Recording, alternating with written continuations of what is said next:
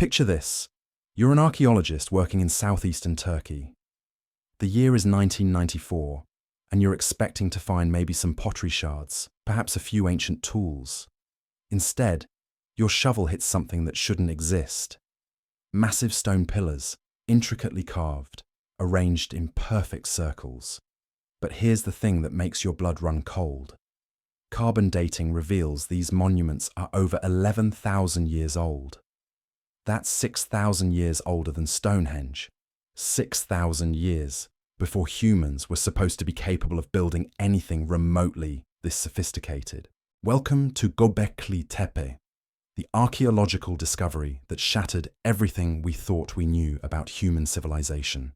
And tonight, we're going to dive deep into the most haunting question that has consumed researchers for 3 decades. Who built these impossible stone circles? I'm talking about structures so advanced, so perfectly engineered, that they force us to completely rewrite the story of human development. We're talking about a site that predates agriculture, predates writing, predates the wheel. And yet, somehow, the builders managed to quarry, transport, and erect limestone blocks weighing up to 20 tons each. They carved intricate reliefs of animals that archaeologists are still deciphering today. They created a complex that covers 22 acres and may contain up to 200 stone circles buried beneath the earth. But here's where it gets truly unsettling. After spending what must have been generations building this magnificent site, the builders deliberately buried it. They covered every single stone circle with tons of earth and rock, as if they were trying to hide it from something or someone, and then they vanished from history. No writing system to tell us who they were, no descendants we can trace, no other structures that match this level of sophistication for thousands of years afterward. It's as if an entire advanced civilization appeared out of nowhere, built one of the most complex archaeological sites on Earth, and then evaporated into the mists of prehistory. So who were these mysterious builders? How did hunter-gatherers supposedly living in crude shelters suddenly develop the engineering skills to create monuments that rival anything built in the ancient world? And why did they choose to bury their greatest achievement? Tonight we're going to explore every theory, every piece of evidence, every haunting possibility, from mainstream archaeological interpretations to the most controversial ideas that challenge our understanding of human history itself. Because the deeper you dig into Göbekli Tepe, the more you realize that everything we've been taught about the rise of civilization might be wrong. But before we can understand who built these stone circles, we need to understand exactly what they built. And trust me, the scale and sophistication will leave you questioning everything you thought you knew about our ancestors. The first thing that hits you when you see Göbekli Tepe is the sheer impossibility of it all. We're looking at a site that contains at least 20 stone circles, each one consisting of massive T-shaped pillars arranged in perfect geometric patterns. These aren't rough-hewn stones thrown together by primitive people. These are precisely carved limestone monoliths, some standing over 18 feet tall and weighing as much as a school bus. The craftsmanship is extraordinary. Each pillar is shaped like a giant letter T, with the horizontal top section representing the head and shoulders of stylized human figures. Some have carved arms and hands, as if these stone giants are eternal guardians watching over the site. The attention to detail is breathtaking. You can see carved belts, loincloths, even what appear to be jewelry and ceremonial objects. But it's the animal reliefs that truly boggle the mind. Covering the surfaces of these pillars are incredibly detailed carvings of creatures that roamed the landscape 11,000 years ago. Lions, wild boar, foxes, snakes, scorpions, vultures, cranes, an entire menagerie frozen in stone. The artistic skill required to create these reliefs rivals anything produced by later civilizations that had thousands of years more experience with stone carving. And here's what makes it even more mysterious. The builders possessed an advanced understanding of engineering and construction that shouldn't have existed in 9500 BCE. To create these monuments, they had to quarry massive blocks from limestone bedrock using tools we can barely identify. They had to transport these multi-ton stones across difficult terrain, without wheels, without domesticated animals, without any of the technologies we associate with monumental construction. Think about the logistics for a moment. A single 20-ton pillar would require the coordinated effort of hundreds of people to move. They would need sophisticated knowledge of leverage, counterweights, and structural engineering. They would need to plan the entire site layout before beginning construction, because once those massive stones were in place, there was no moving them. The precision of the construction is equally baffling. The stone circles aren't just randomly arranged. They follow specific patterns and orientations that suggest deep astronomical knowledge. Some researchers believe the pillars align with celestial events, tracking the movement of stars and constellations with accuracy that wouldn't be matched by other cultures for millennia. But perhaps the most unsettling aspect of Göbekli Tepe is what archaeologists call the reverse development pattern. In every other known civilization, we see a gradual progression from simple to complex. People start with basic tools and crude shelters, then slowly develop more sophisticated technologies over generations. At Göbekli Tepe, it's the exact opposite. The oldest stone circles, dating to around 9500 BCE, display the highest level of artistry and engineering skill. The later circles, built perhaps 1,000 years afterward, show declining quality and smaller stones. It's as if the builders were forgetting their own techniques. This reverse pattern suggests that whoever built the earliest circles at Göbekli Tepe possessed knowledge and skills that were gradually lost over time. It's almost like watching a civilization in decline rather than rise. And that raises a chilling question. If the builders of Göbekli Tepe were declining, what were they declining from? The site itself covers an area larger than 20 football fields, but here's the kicker. Archaeologists estimate they've only uncovered about 5% of it. Ground-penetrating radar and magnetic surveys reveal dozens more stone circles buried beneath the surface, waiting to be excavated. Each new circle they uncover seems to push back the boundaries of what we thought early humans were capable of achieving. And then there's the question of purpose. What was Göbekli Tepe actually for? The lack of residential structures suggests it wasn't a city or settlement. The massive scale indicates it wasn't built for a small group or single tribe. Instead, it appears to have been a gathering place of enormous importance, drawing people from across a vast region. But gathering for what? Some of the stone pillars show evidence of ritual activity, carved symbols that might represent religious or ceremonial practices we can't decode. Others display what appear to be narrative scenes, as if the builders were trying to tell stories or preserve important information in stone.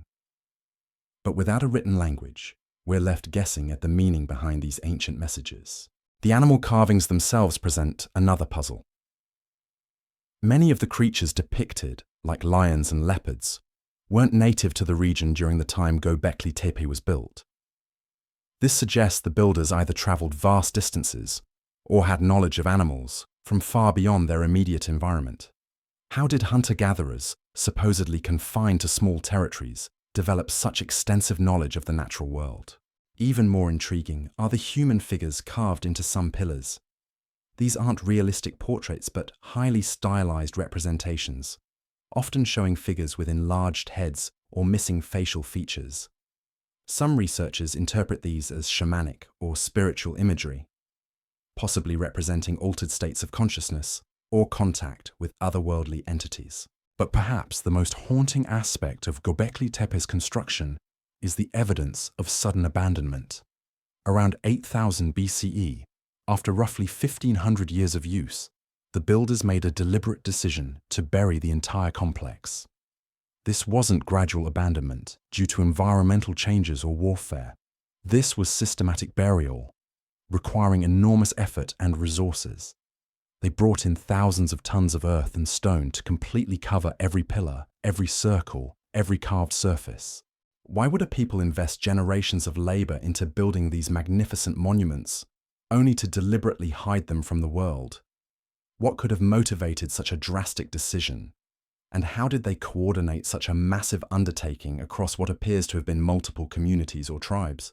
The burial was so complete, so thorough, that Göbekli Tepe remained hidden for nearly 10,000 years. If not for modern archaeological techniques and a bit of luck, it might still be buried today. This suggests the builders wanted to ensure their creation would remain concealed, possibly forever. Standing among these ancient stone circles today, you can't escape the feeling that you're in the presence of something far greater than primitive religious monuments. The scale, the precision, the artistic sophistication, everything about Göbekli Tepe suggests a level of civilization that shouldn't have existed in the 10th millennium BCE, and yet here it stands, defying our understanding of human development and challenging every assumption we've made about our ancestors. The question isn't just who built these impossible stone circles. The question is, what kind of society were they capable of building? And why has all trace of them vanished from the archaeological record? Because if hunter-gatherers could create Göbekli Tepe, what else might they have accomplished that we haven't discovered yet? To understand who could have built Göbekli Tepe, we need to examine the world as it existed 11,000 years ago. And what we find challenges everything we thought we knew about human capability in the prehistoric world. Picture the Earth in 9500 BCE. The last ice age had only recently ended, and most of humanity lived in small nomadic bands of hunter-gatherers. According to traditional archaeological timelines, these people possessed only the most basic tools: chipped stone implements, simple wooden spears, perhaps crude shelters made from animal hides. They followed herds of wild animals, gathered seasonal plants, and lived day-to-day survival lives that left little time for grand projects or artistic expression. This is the world we've been taught about in textbooks. A world where the greatest human achievement might have been a well-crafted spear point or a particularly effective hunting trap. Writing wouldn't be invented for another 6,000 years. Agriculture was still centuries away from development. The wheel wouldn't appear for millennia. Even pottery, one of humanity's earliest technologies, was largely unknown in this region at this time. And yet, somehow, in this supposedly primitive world, a group of people possessed the organizational skills to coordinate massive construction projects involving hundreds, possibly thousands, of workers. They had developed sophisticated stone carving techniques that produced artwork rivaling anything created by later civilizations. They understood complex engineering principles needed to move and position massive stone blocks with precision. The contradiction is staggering. It's like discovering a smartphone in a medieval castle or finding a space shuttle buried beneath an ancient Egyptian tomb. The technology simply doesn't fit the timeline we've established for human development. So who were these builders? Let's examine the possibilities, starting with the most conventional explanations and working our way toward the theories that challenge our fundamental understanding of human history. The mainstream archaeological community has proposed what they call the complex hunter-gatherer theory. According to this interpretation, the builders of Göbekli Tepe weren't primitive nomads, but sophisticated hunter-gatherer societies that had developed far beyond what we typically associate with pre-agricultural peoples. In this scenario, the end of the Ice Age created abundant natural resources in southeastern Turkey. Rich grasslands supported vast herds of wild animals, while diverse plant foods provided year-round sustenance. This abundance allowed hunter-gatherer groups to settle in semi-permanent locations rather than constantly moving in search of food. With reliable food sources and stable settlements, they could develop specialized skills and organize large-scale projects. The theory suggests that multiple tribes or clans came together for seasonal gatherings at Göbekli Tepe, perhaps for religious ceremonies, trade, or social bonding. Over generations, these gatherings became increasingly elaborate, eventually requiring permanent monuments to mark their sacred meeting ground. The stone circles served as temples or ritual centers where these ancient peoples conducted ceremonies we can only imagine. This explanation has the advantage of working within established archaeological frameworks. We know that some hunter-gatherer societies, like the Pacific Northwest peoples of North America, developed complex social structures and monumental architecture without agriculture. They had hereditary chiefs, specialized craftspeople, and the organizational capacity for large construction projects. But even this generous interpretation struggles to explain Göbekli Tepe's sophistication. The Pacific Northwest peoples had access to abundant salmon runs and developed their complex societies over thousands of years. The builders of Göbekli Tepe apparently appeared out of nowhere with fully developed skills and then vanished just as mysteriously. Moreover, the complex hunter-gatherer theory doesn't address the site's most puzzling aspects. Why the reverse development pattern, with earlier structures showing greater sophistication than later ones? Why the deliberate burial of the entire complex? And how did they acquire knowledge of animals and astronomical phenomena beyond their immediate environment? Some researchers have proposed a more radical interpretation, that Göbekli Tepe represents evidence of a lost civilization that predates known history. In this scenario, the builders weren't hunter-gatherers at all, but the survivors of an advanced society that suffered some catastrophic collapse. This theory points to geological evidence of massive climate upheaval at the end of the Ice Age. Rapid sea level rise flooded vast coastal areas where advanced civilizations might have flourished. The Younger Dryas period, a brief return to Ice Age conditions around 10,800 BCE, could have devastated established societies, forcing survivors to flee inland to places like Göbekli Tepe. According to this interpretation, the builders possessed advanced knowledge because they inherited it from an earlier civilization. The declining quality of later construction reflects the gradual loss of inherited skills as the survivor population struggled to maintain their ancestors' traditions.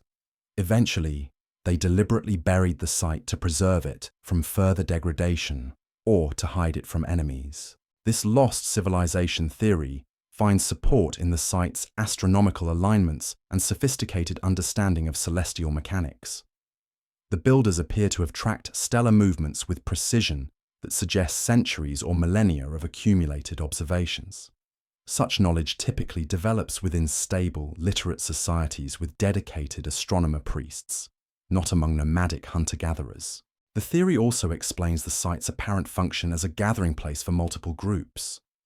If Göbekli Tepe was built by civilization survivors, it might have served as a central meeting point where scattered refugee populations could maintain their cultural connections and preserve crucial knowledge. But this explanation faces its own challenges. Where is the archaeological evidence of this supposed advanced civilization? Why haven't we found other sites displaying similar sophistication from the same period? And if these people possessed such advanced knowledge, why didn't they develop writing systems or metallurgy? Perhaps the most controversial theory suggests that the builders of Göbekli Tepe had contact with non-human intelligence. Proponents of this idea point to the site's impossible construction timeline, its advanced astronomical knowledge, and the mysterious symbolism carved into its pillars. The animal reliefs, they argue, might represent more than artistic expression. Some carvings show creatures in impossible poses or combinations, possibly depicting visionary experiences or encounters with otherworldly entities.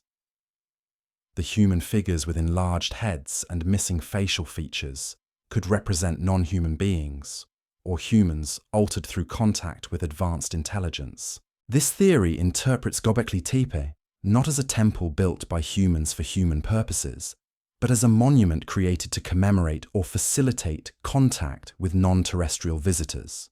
The site's deliberate burial might reflect humanity's attempt to hide evidence of this contact, either because the visitors departed or because the relationship ended badly.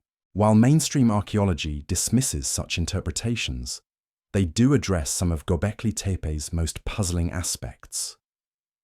The sudden appearance of advanced building techniques, the sophisticated astronomical knowledge, and the site's mysterious abandonment all become more explicable if external influence was involved. However, this theory requires accepting the existence of advanced non-human intelligence visiting Earth 11,000 years ago, for which we have no verifiable evidence beyond ancient monuments that seem impossible for their time period. A fourth possibility suggests that we've fundamentally misunderstood the timeline of human development. Perhaps advanced civilizations rose and fell multiple times throughout prehistory, leaving only scattered monuments like Gobekli Tepe as evidence of their existence. This cyclical civilization theory proposes that human societies periodically reach high levels of development, only to collapse due to natural disasters, climate change, or warfare. Each collapse erases most traces of the previous civilization, forcing humanity to restart from a more primitive level. In this scenario, Göbekli Tepe represents the final monument of a civilization cycle that ended around 8000 BCE. The builders buried their greatest achievement to protect it from whatever catastrophe was approaching, hoping that future generations might rediscover and learn from it. This theory explains why Göbekli Tepe appears so suddenly in the archaeological record and why no comparable sites exist from the same period. It also accounts for the site's sophisticated knowledge and construction techniques, which would represent accumulated wisdom from a long-established civilization, rather than sudden innovation by hunter-gatherers. The cyclical theory finds some support in geological evidence of repeated catastrophic events throughout prehistory. Asteroid impacts, supervolcanic eruptions, and massive climate shifts could have repeatedly reset human civilization, explaining the apparent gaps in our archaeological record. Yet this interpretation faces the same challenge as the lost civilization theory: the lack of substantial archaeological evidence for advanced prehistoric societies. If multiple civilizations rose and fell before recorded history, we should find more traces of their existence than just a handful of mysterious monuments. As we examine each theory, we're forced to confront an uncomfortable truth. None of them fully explains Göbekli Tepe's existence. Each addresses some aspects of the mystery while failing to account for others. The conventional hunter-gatherer explanation struggles with the site's sophistication. The lost civilization theory lacks supporting archaeological evidence. The non-human contact hypothesis requires accepting extraordinary claims without extraordinary proof. The cyclical civilization model fails to explain why so little evidence of previous advanced societies survives. Perhaps the answer lies not in choosing one theory, but in recognizing that Göbekli Tepe might represent something entirely unique in human history, a convergence of circumstances, knowledge, and motivation that created a brief flowering of achievement in an otherwise primitive world. But before we can understand what circumstances might have created such a unique achievement, we need to examine the site's most enigmatic features, the symbols, carvings, and mysterious messages that its builders left behind. Because hidden within those ancient stones might be clues to the greatest mystery of all. Not just who built Göbekli Tepe, but why they chose to erase themselves from history. And the deeper we dig into those carved messages, the more we realize that the builders might have been trying to warn us about something that forced them to abandon their greatest achievement and retreat into the shadows of prehistory. Hidden within the stone pillars of Göbekli Tepe is a library of symbols that has haunted researchers for decades. These aren't random decorations or simple artistic flourishes. They're deliberate messages, carved with precision and intention, forming what might be humanity's oldest attempt at recorded communication. Walk among the excavated circles today, and you'll find yourself surrounded by an ancient language that no one can fully read. Carved into the limestone surfaces are hundreds of symbols, abstract shapes, geometric patterns, and pictographs that seem to follow some systematic logic we can't grasp. Some appear repeatedly across different pillars, suggesting they carried specific meanings. Others show up only once, as if they represented unique concepts or events. The most intriguing symbols are the handbags. Yes, handbags. Carved into multiple pillars are objects that look remarkably like modern purses or briefcases, rectangular shapes with handles or straps. These identical symbols appear at archaeological sites around the world, from Mesopotamia to South America, always in context suggesting they held special significance. What did these ancient peoples carry in their mysterious bags? Knowledge, tools, something we can't even imagine. Then there are the Watchers, humanoid figures with large, staring eyes that seem to observe everything around them. These aren't naturalistic human portraits, but stylized beings with exaggerated features, particularly their eyes. Some have elongated skulls or wear what appear to be helmets or headdresses. They're positioned throughout the site as if standing guard, their unblinking gaze fixed on anyone who enters their domain. The animal symbols tell their own mysterious story. While many depict recognizable creatures, lions, bulls, snakes, scorpions, others show combinations that don't exist in nature. Serpents with human heads, birds with mammalian features, creatures that seem to blend the characteristics of multiple species. Were these purely symbolic representations, or were the builders trying to document something they had actually witnessed? Some of the most puzzling carvings appear to be astronomical in nature. Circular patterns with radiating lines could represent the sun or stars. Crescent shapes might track lunar phases. Complex geometric arrangements seem to map celestial movements with surprising accuracy. If these are star charts, they suggest the builders possessed sophisticated knowledge of astronomy that took other civilizations millennia to develop. But it's the narrative scenes that truly capture the imagination. Carved into several pillars are what appear to be story sequences, multiple panels showing progression of events like ancient comic strips. One famous sequence shows a headless human figure surrounded by vultures, possibly depicting death and rebirth themes. Another shows figures in apparent conflict or ceremony, their actions frozen in stone for eternity. The most unsettling symbols are the ones that seem to depict catastrophe. Several pillars show what researchers interpret as cosmic events, impacts from space, falling objects, scenes of destruction. One particularly haunting carving appears to show a comet or asteroid streaking across the sky, accompanied by symbols that might represent the resulting devastation. Could these be historical records? Were the builders of Göbekli Tepe trying to document actual events they had witnessed or inherited knowledge of? The timing is significant. The site was built during a period of massive climate upheaval, following the last ice age, when sea levels rose dramatically and entire landscapes were transformed. The Younger Dryas impact hypothesis suggests that around 10,800 BCE, Earth was struck by fragments from a disintegrating comet. This cosmic impact could have triggered the rapid climate changes that ended the Ice Age and devastated early human civilizations. If the builders of Göbekli Tepe were survivors of this catastrophe, their stone carvings might preserve humanity's earliest disaster narrative. But here's where the mystery deepens. The symbols at Göbekli Tepe don't just record past events, they seem to predict future ones. Some researchers have identified patterns in the carvings that appear to track astronomical cycles spanning thousands of years. It's as if the builders weren't just documenting what had happened, but warning about what would happen again. This raises a chilling possibility. What if Göbekli Tepe isn't just a temple or gathering place, but an ancient warning system? What if its builders possessed knowledge of recurring cosmic threats and built these monuments to preserve crucial information for future civilizations? The deliberate burial of the site takes on new significance in this context. If Göbekli Tepe contains warnings about future catastrophes, the builders might have buried it to protect this vital information until humanity was ready to receive it. They couldn't have known that their message would remain hidden for 10,000 years. But perhaps they hoped that when the time was right, future generations would uncover their stone library and understand its meaning. The systematic nature of the burial suggests careful planning.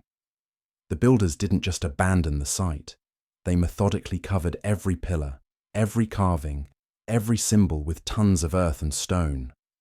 This wasn't destruction, but preservation, like sealing a time capsule for the future. They wanted to ensure that their message would survive, whatever was coming. And what was coming? The archaeological record shows that shortly after Göbekli Tepe was buried, human civilization underwent a dramatic transformation. Agriculture emerged almost simultaneously in multiple locations around the world. Cities began to develop. Writing systems appeared. It's as if humanity suddenly accelerated its development, as if some crucial knowledge had been passed down from the builders of these ancient monuments. But alongside these advances came something else: the first evidence of organized warfare. The peaceful hunter-gatherer societies that had dominated for millennia gave way to hierarchical civilizations locked in constant conflict. Resources became scarce.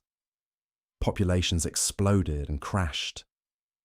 Environmental destruction accelerated. It's almost as if the very knowledge that enabled civilization also contained the seeds of its potential destruction. Could this be what the builders of Göbekli Tepe were warning about? Not just cosmic catastrophes, but the dangers inherent in advanced civilization itself. Were they trying to preserve both the knowledge needed for human development and the wisdom required to avoid its pitfalls? The symbols become even more intriguing when you consider that many appear to be instructional rather than decorative.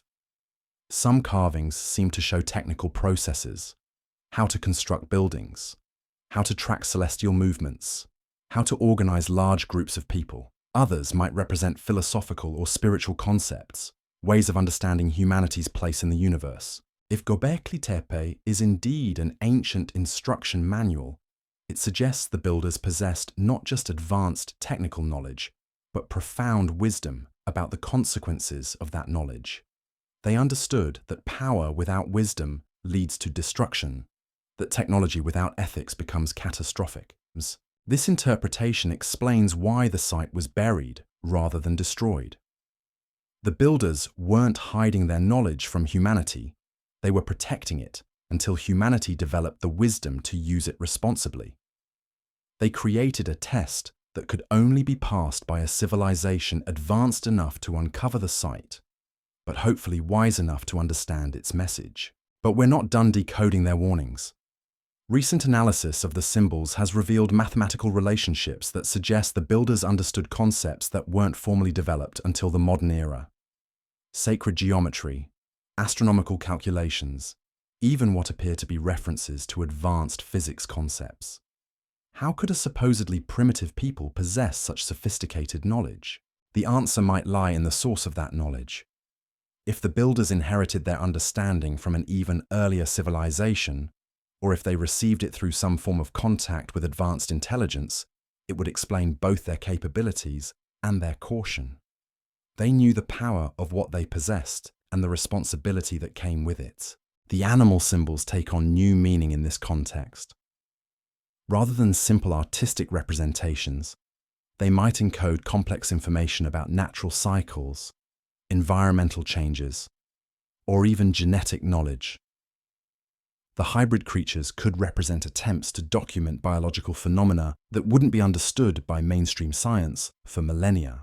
The human figures with enlarged heads might not be artistic stylization, but accurate depictions of beings with expanded consciousness or enhanced mental capabilities. If the builders had developed techniques for expanding human awareness through meditation, plant medicines, or other means, these carvings might preserve instructions for achieving higher states of consciousness. Even the architectural layout of Göbekli Tepe might be part of the message. The circular arrangements of pillars could represent cosmic principles, ways of organizing energy and information that we're only beginning to understand. The site itself might function as a kind of ancient computer, its stone circuits designed to process and preserve information across vast spans of time. Standing among these carved pillars today, surrounded by symbols that speak to us across 11,000 years, you can feel the weight of their message pressing down like the tons of earth that once covered them. These weren't primitive people making crude drawings. These were sophisticated minds trying to communicate something of vital importance to the future. But here's the most haunting aspect of their stone library. We're still learning to read it. Despite decades of study, we've barely scratched the surface of what these symbols might mean. Each new discovery raises more questions than answers. Each decoded symbol reveals layers of meaning we hadn't suspected. And time is running out. Climate change, political instability, and the constant pressure of development threaten archaeological sites around the world. Even Göbekli Tepe faces challenges from tourism, weathering, and the ongoing conflicts in the region.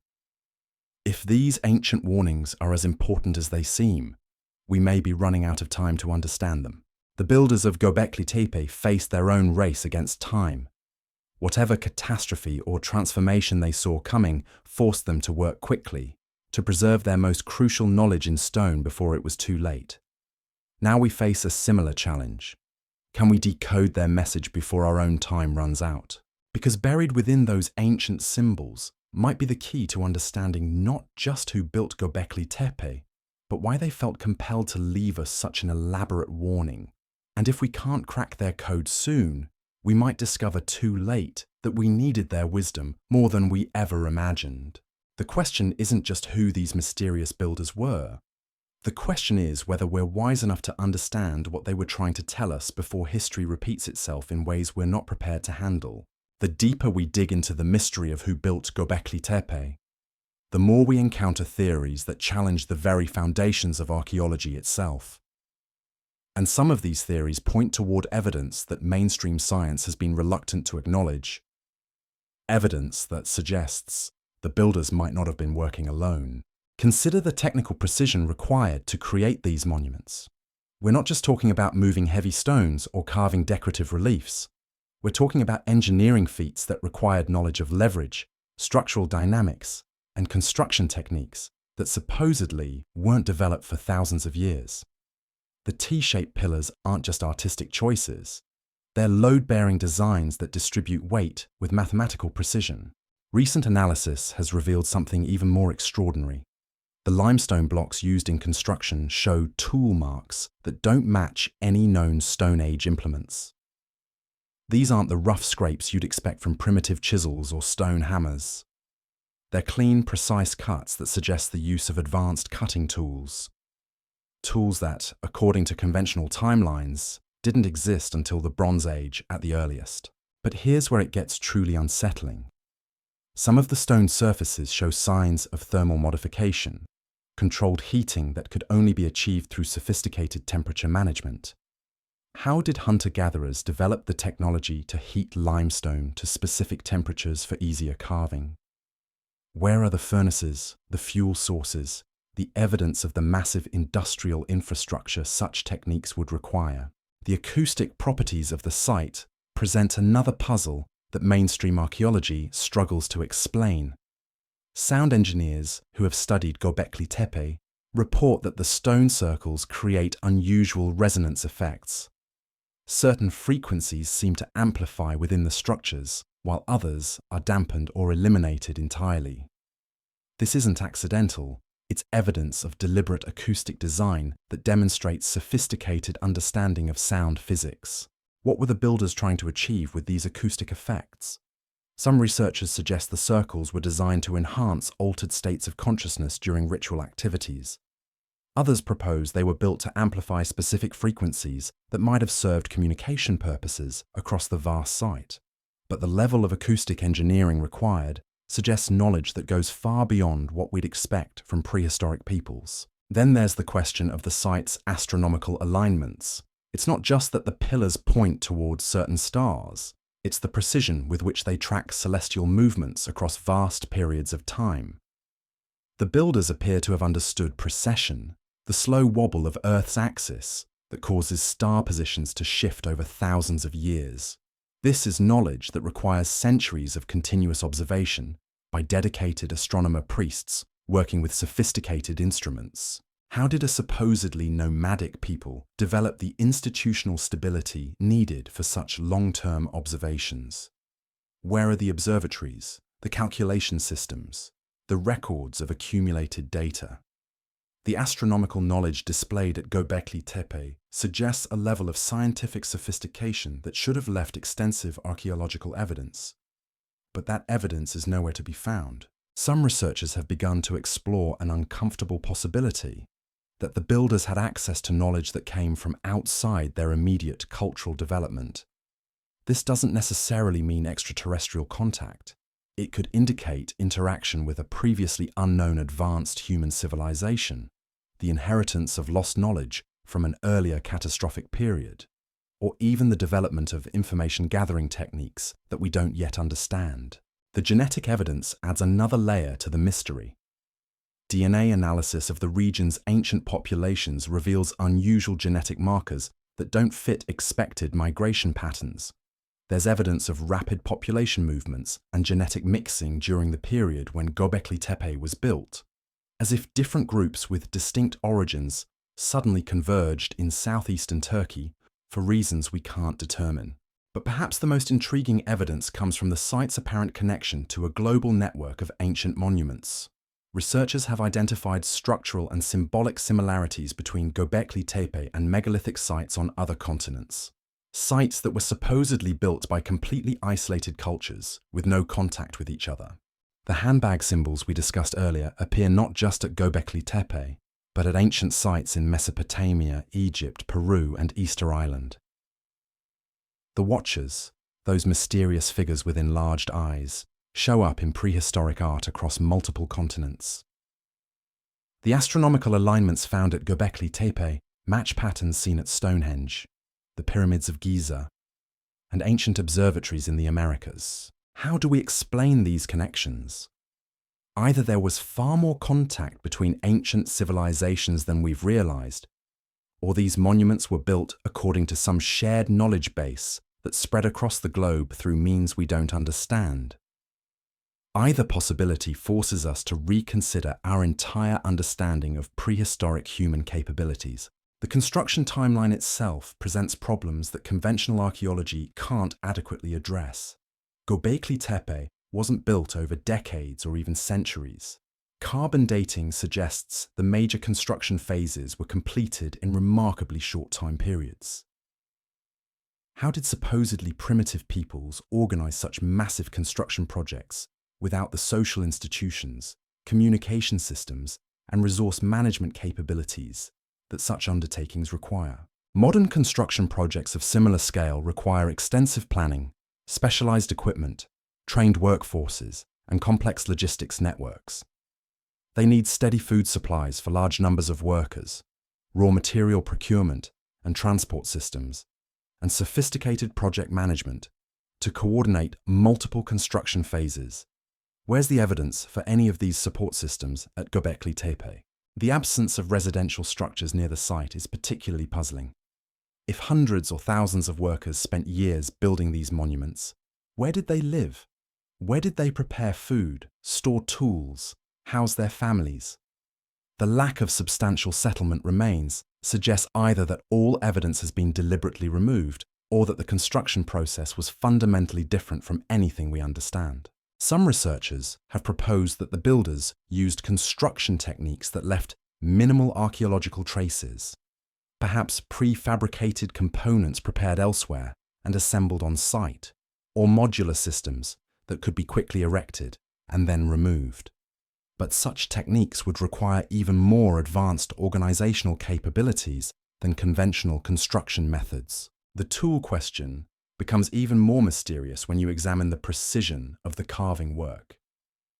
The animal reliefs on the pillars aren't crude scratches or rough outlines. They're sophisticated artworks with intricate details, proper proportions, and advanced understanding of three-dimensional representation. Creating such work with primitive stone tools would require not just artistic skill, but specialized implements that could achieve fine detail work in hard limestone. Archaeological experiments attempting to recreate similar carvings using reconstructed Stone Age tools have proven largely unsuccessful. Modern attempts produce rough approximations at best, lacking the precision and detail found on the original pillars. Either the ancient builders possessed tools and techniques we haven't discovered, or they had access to capabilities that our experimental archaeology can't replicate. The mystery deepens when you consider the site's apparent abandonment patterns. Archaeological evidence suggests that Göbekli Tepe wasn't gradually abandoned over generations. It was systematically decommissioned in a coordinated effort that involved multiple communities working together. The burial process required massive labor input and careful planning to ensure complete coverage of all structures. Why would people invest such enormous effort in hiding their greatest achievement? The conventional explanation that changing religious beliefs or social structures made the site obsolete, doesn't account for the thoroughness of the burial or the apparent urgency with which it was carried out. The evidence suggests the builders were racing against time to complete the burial before some deadline that we can't identify. Recent geological analysis has revealed another puzzling aspect of the site's location. Göbekli Tepe sits on a limestone plateau that shows unusual mineral concentrations and electromagnetic properties. Some researchers suggest the builders specifically chose this location because of these unique characteristics, implying knowledge of geological and electromagnetic phenomena that wouldn't be formally understood for millennia. The mineral deposits include rare earth elements typically associated with advanced technological applications. While these could be natural formations, their concentration and distribution patterns are unusual enough to warrant further investigation. If the builders were deliberately seeking out locations with specific electromagnetic or geological properties, it suggests purposes for the site that go far beyond conventional religious or ceremonial functions. Underground surveys have revealed even more mysteries. Ground-penetrating radar has detected what appear to be artificial cavities and structures beneath the known surface monuments. These underground features seem to extend far deeper than expected and show geometric patterns that suggest deliberate construction rather than natural cave formation. But here's what makes this discovery truly unsettling. The underground structures appear to be older than the surface monuments. If confirmed, this would mean the builders were working with a pre-existing subterranean complex, adding surface structures to something that was already there. Who built the underground portions? When were they created? And why did later builders feel compelled to add surface monuments to mark their location? The electromagnetic anomalies detected at the site add another layer of mystery. Sensitive instruments have recorded unusual electromagnetic field variations that don't match typical geological patterns. Some researchers suggest these anomalies might be related to the site's construction materials or techniques, while others propose they could indicate the presence of unknown technological elements within the structures themselves. Whether these anomalies are natural phenomena, artifacts of ancient construction techniques, or evidence of technologies we don't understand, they demonstrate that Göbekli Tepe continues to reveal new mysteries even after decades of study. Every answer seems to generate more questions. Every solved puzzle reveals deeper enigmas. As we piece together these fragments of evidence, the impossible construction techniques, the global symbolic connections, the advanced astronomical knowledge, the mysterious abandonment, we're forced to confront a possibility that challenges everything we thought we knew about human history. What if the builders of Göbekli Tepe weren't just sophisticated hunter-gatherers or survivors of a lost civilization? What if they represent something entirely outside our current understanding of human development? What if their knowledge came from sources that we haven't even considered? The answer to who built Göbekli Tepe might force us to rewrite not just archaeology textbooks, but our entire conception of humanity's place in the cosmos. And the deeper we dig, the more we realize that the builders might have been trying to prepare us for that revelation all along. But before we can fully grasp the implications of what we're discovering at Göbekli Tepe, we need to examine the site's most disturbing aspect, the evidence that suggests the builders knew something catastrophic was coming.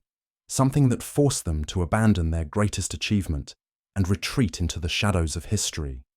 Something that might be approaching us again. The evidence for impending catastrophe at Göbekli Tepe isn't hidden in obscure academic papers or speculative theories. It's carved directly into the stone pillars themselves, preserved in symbols that have waited 11,000 years for us to understand their warning. Look closely at Pillar 43 in Enclosure D, and you'll see what researchers call the vulture stone, a complex carving that appears to document a cosmic catastrophe. The imagery is unmistakable once you know how to read it. A scorpion positioned where the constellation Scorpius would appear in the sky, a vulture representing the constellation Cygnus, and between them, a circular object that looks disturbingly like a comet or asteroid. But this isn't just ancient artwork depicting mythological scenes. When archaeoastronomers analyzed the positions of these constellations relative to the circular object, they made a chilling discovery. The carving appears to document the exact sky conditions that would have existed around 10,950 BCE, right when a massive comet impact is believed to have triggered the Younger Dryas climate catastrophe. This wasn't some distant mythological event the builders were recording. This was recent history for them, a trauma so significant they felt compelled to preserve it in stone. But here's what makes it truly unsettling. The carving doesn't just document what happened, it appears to predict when it might happen again. The builders understood something that modern astronomy has only recently confirmed, that our solar system periodically encounters debris fields from disintegrating comets. These encounters follow predictable cycles based on orbital mechanics, returning approximately every 12,000 years. If the builders knew this, if they understood that cosmic impacts follow patterns, then the Vulture Stone isn't just a historical record, it's a countdown timer. The implications are staggering. We're currently approaching the 12,000-year mark since the last major impact event. The debris field that devastated Earth at the end of the Ice Age is still out there, still following its orbital path, still capable of delivering civilization-ending destruction. And if the builders of Göbekli Tepe understood this cycle, their entire monument might have been built as a warning system for future humanity. This explains the urgency behind the site's construction and the systematic nature of its burial. The builders weren't just creating a temple or gathering place. They were racing against time to preserve crucial knowledge before the next catastrophic cycle began. They buried their monument not to hide it from enemies, but to protect it from the cosmic devastation they knew was coming. But the astronomical warnings aren't the only evidence of impending catastrophe carved into Göbekli Tepe's stones. Throughout the site, you'll find recurring imagery of death and destruction, scenes that don't match the peaceful, abundant world we imagine these ancient peoples inhabited. The animal carvings tell a story of ecological collapse. Many of the creatures depicted, the lions, the aurochs, the wild boar, went extinct in the region shortly after the site was built. But these aren't just artistic representations of local fauna. They're positioned in ways that suggest narrative sequences, as if documenting the systematic disappearance of entire species. Some researchers interpret these carvings as an ancient version of Noah's Ark, a stone record of the animals that existed before catastrophe struck. The builders weren't just creating art, they were documenting biodiversity for future generations who might never see these creatures alive. It's a preservation effort encoded in stone, a biological database that has survived longer than any written record. The human figures throughout the site tell an even darker story. Many are depicted headless, dismembered, or in states of apparent distress. These aren't celebratory images of successful hunts or religious ecstasy. They're images of trauma, suffering, and death on a massive scale. The builders were documenting something horrible that had happened to their people, something so devastating it required monumental commemoration. But perhaps the most disturbing evidence comes from the site's apparent function as a gathering place for multiple tribes and communities. Why would scattered groups of hunter-gatherers invest enormous resources in building shared monuments? The conventional explanation suggests religious or ceremonial purposes. But there's another possibility that's far more chilling. What if Göbekli Tepe was built as a survival coordination center? What if the builders knew that another cosmic catastrophe was approaching and constructed these monuments as meeting points where scattered survivors could gather, share resources, and preserve crucial knowledge through the coming dark age? The circular arrangement of pillars takes on new meaning in this context. Rather than religious symbolism, the circles might represent organizational structures, ways of arranging communities for maximum survival during catastrophic periods.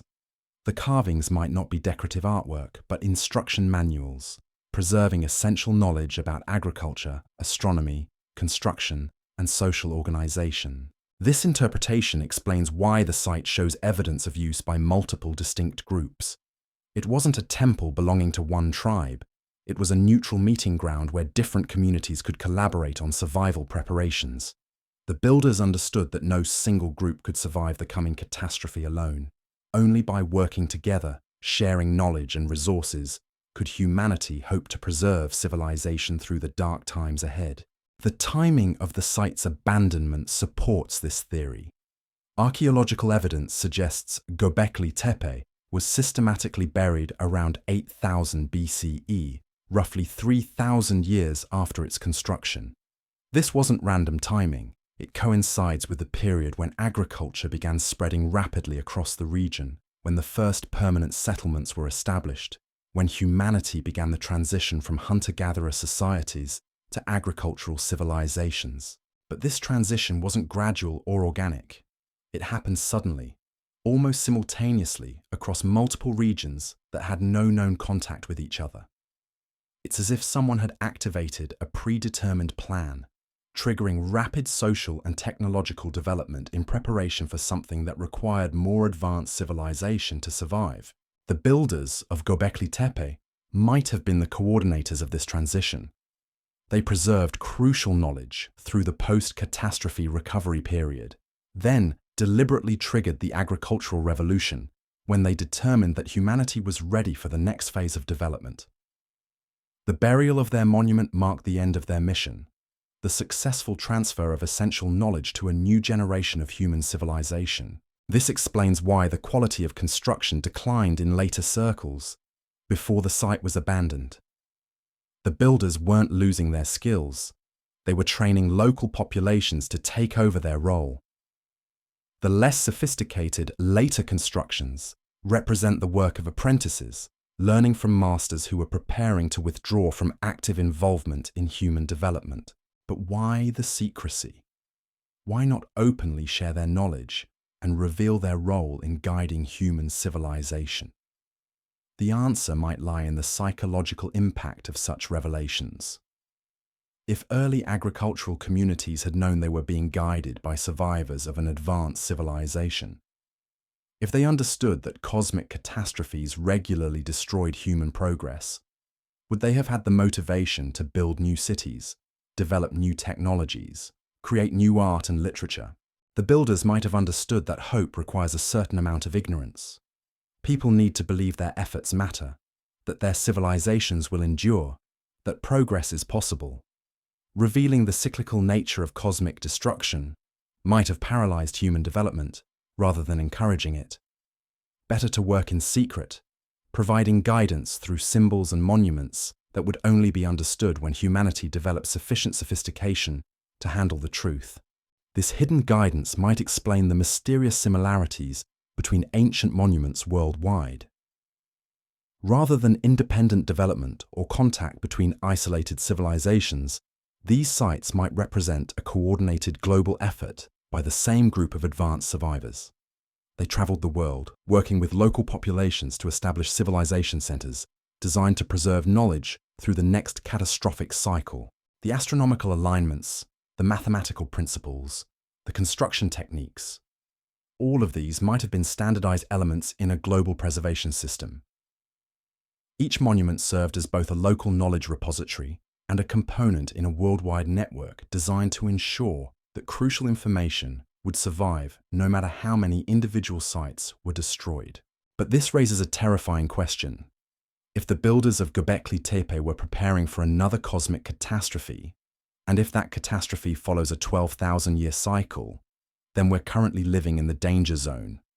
The debris field that devastated Earth at the end of the Ice Age should be approaching our region of space again sometime in the coming centuries. Modern astronomy has confirmed that our solar system does indeed encounter periodic comet debris.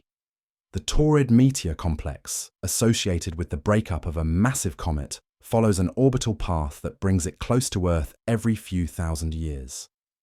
When we pass through the densest parts of this debris field, the impact hazard increases dramatically. Small fragments create meteor showers, but larger pieces can cause regional or global catastrophes. Recent analysis suggests we're currently entering a period of increased risk as we approach the core of the Taurid complex. The builders of Göbekli Tepe might have built their monument not just to warn us about this approaching danger, but to provide the knowledge we'll need to survive it.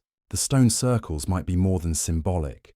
They could be functional devices designed to process and preserve information across vast time spans.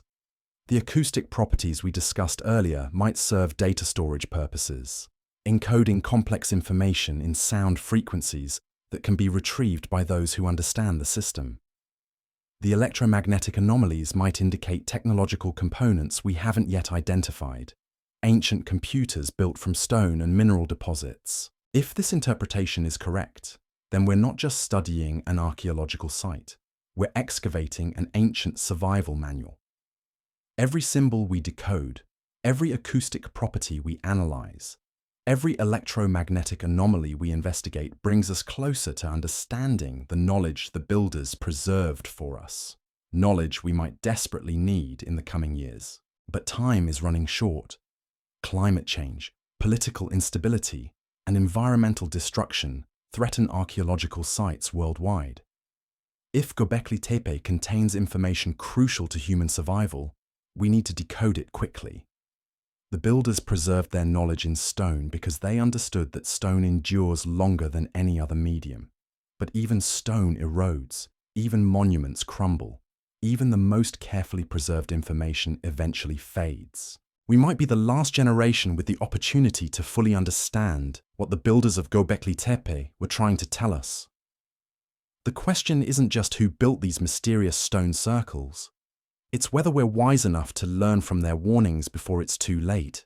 Because if the builders were right about the cosmic cycles, if another catastrophe is approaching, then the survival of human civilization might depend on our ability to crack their ancient code. The mysterious builders of Göbekli Tepe might have been humanity's first disaster preparedness experts, and their monument might be our only roadmap for surviving what's coming next. Standing among those ancient pillars today, surrounded by symbols we're still learning to read, you can almost feel the weight of their message pressing down through the millennia. They knew something we're only beginning to understand. They tried to prepare us for something we're not ready to face, and time is running out to bridge that gap between their knowledge and our ignorance. The builders of Göbekli Tepe weren't just creating monuments to their own achievements. They were creating lifelines for ours. But there's something else hidden within Göbekli Tepe's design that challenges everything we think we understand about ancient human consciousness. Evidence that the builders possessed cognitive abilities that shouldn't have existed in 9500 BCE. Recent neuroscientific analysis of the site's layout reveals patterns that mirror the structure of the human brain itself. The circular arrangements of pillars don't just follow astronomical alignments. They correspond to neural pathway formations found in advanced states of consciousness.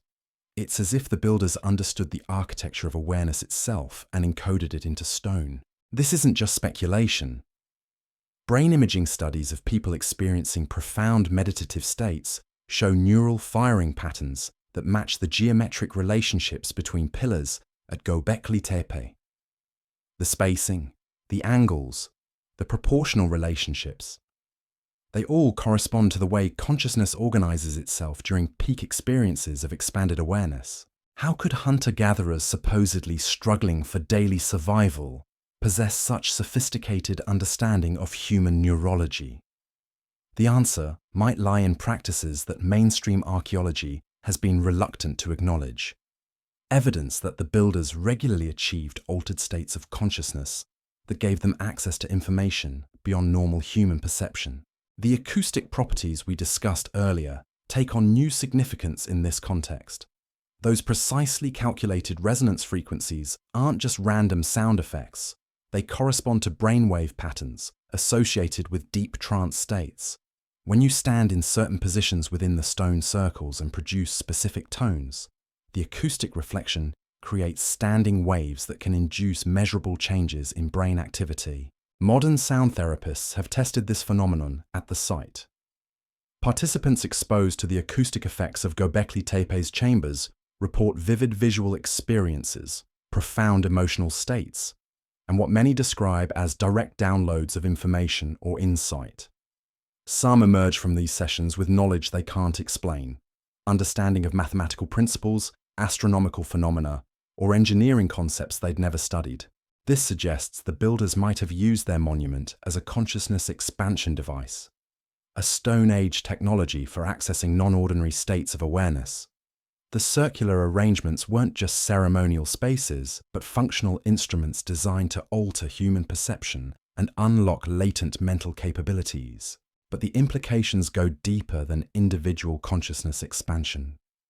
The builders appear to have understood something that modern science is only beginning to grasp: that consciousness isn't confined to individual brains, but operates as a field phenomenon that can be accessed collectively. The positioning of human figures throughout the site suggests group meditation or trance work. Multiple participants arranged in specific patterns around the central pillars would have created resonance effects that amplified individual consciousness changes. It's an ancient version of what researchers now call collective consciousness emergence, the phenomenon where groups of people thinking together can access information and capabilities beyond what any individual could achieve alone. This collective consciousness model explains how supposedly primitive peoples could have acquired the advanced knowledge displayed at Göbekli Tepe. They weren't developing this information through normal learning processes, but accessing it through expanded awareness states that tapped into what some researchers call the morphic field, a hypothetical information storage system that preserves knowledge across time and space.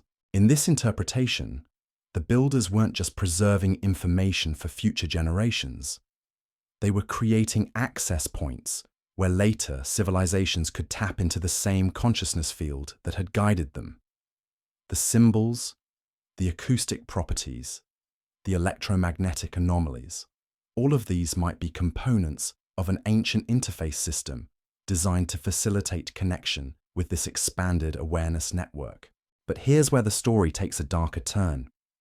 The builders' advanced consciousness capabilities came with a terrible price: the ability to perceive future timelines and potential catastrophes. Their expanded awareness didn't just give them access to hidden knowledge, it showed them what was coming. The trauma imagery throughout the site might not just document past catastrophes, but represent visions of future ones. The headless figures, the scenes of destruction, the animals disappearing from the landscape. These could be prophetic warnings about events that hadn't yet occurred, but were inevitable, based on the cyclical patterns the builders could perceive.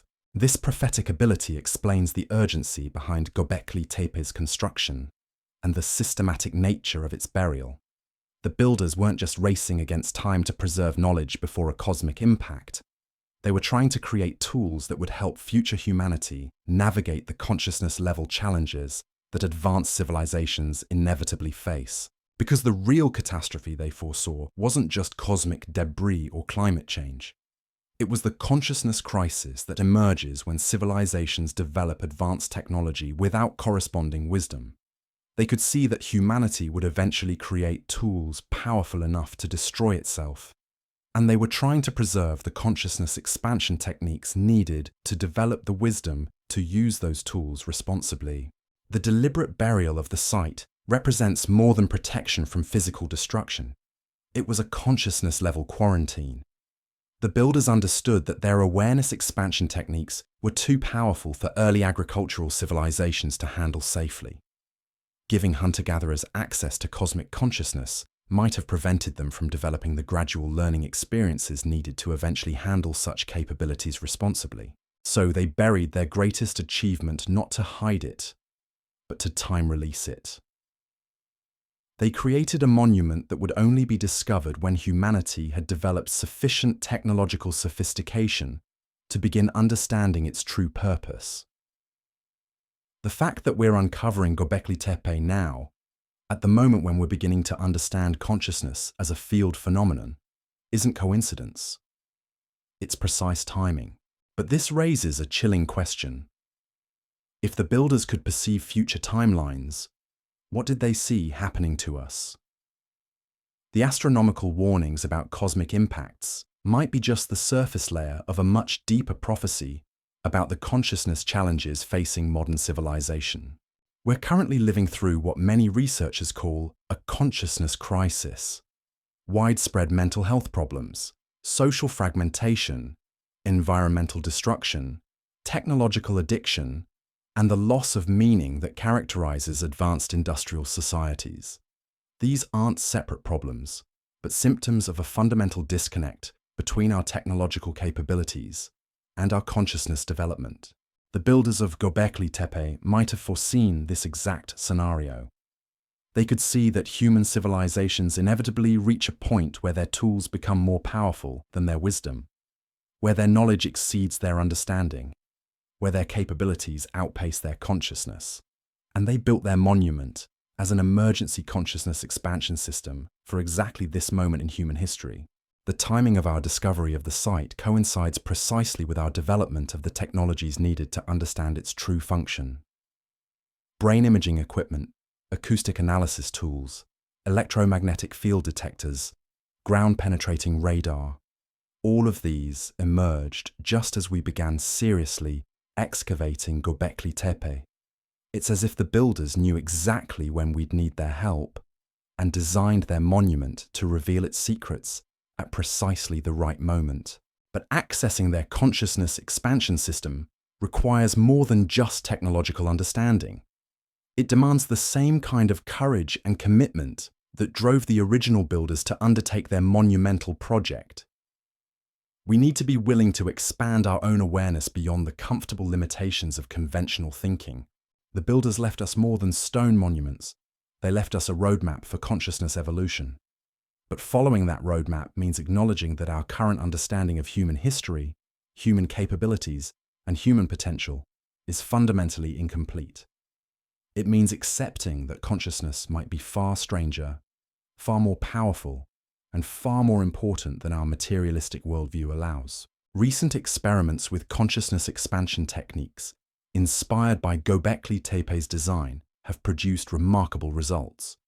Participants report accessing information about mathematical principles, engineering solutions, and astronomical phenomena that they couldn't have learned through normal channels. Some describe encounters with what they interpret as the consciousness of the original builders, direct contact with the awareness that created these monuments 11,000 years ago.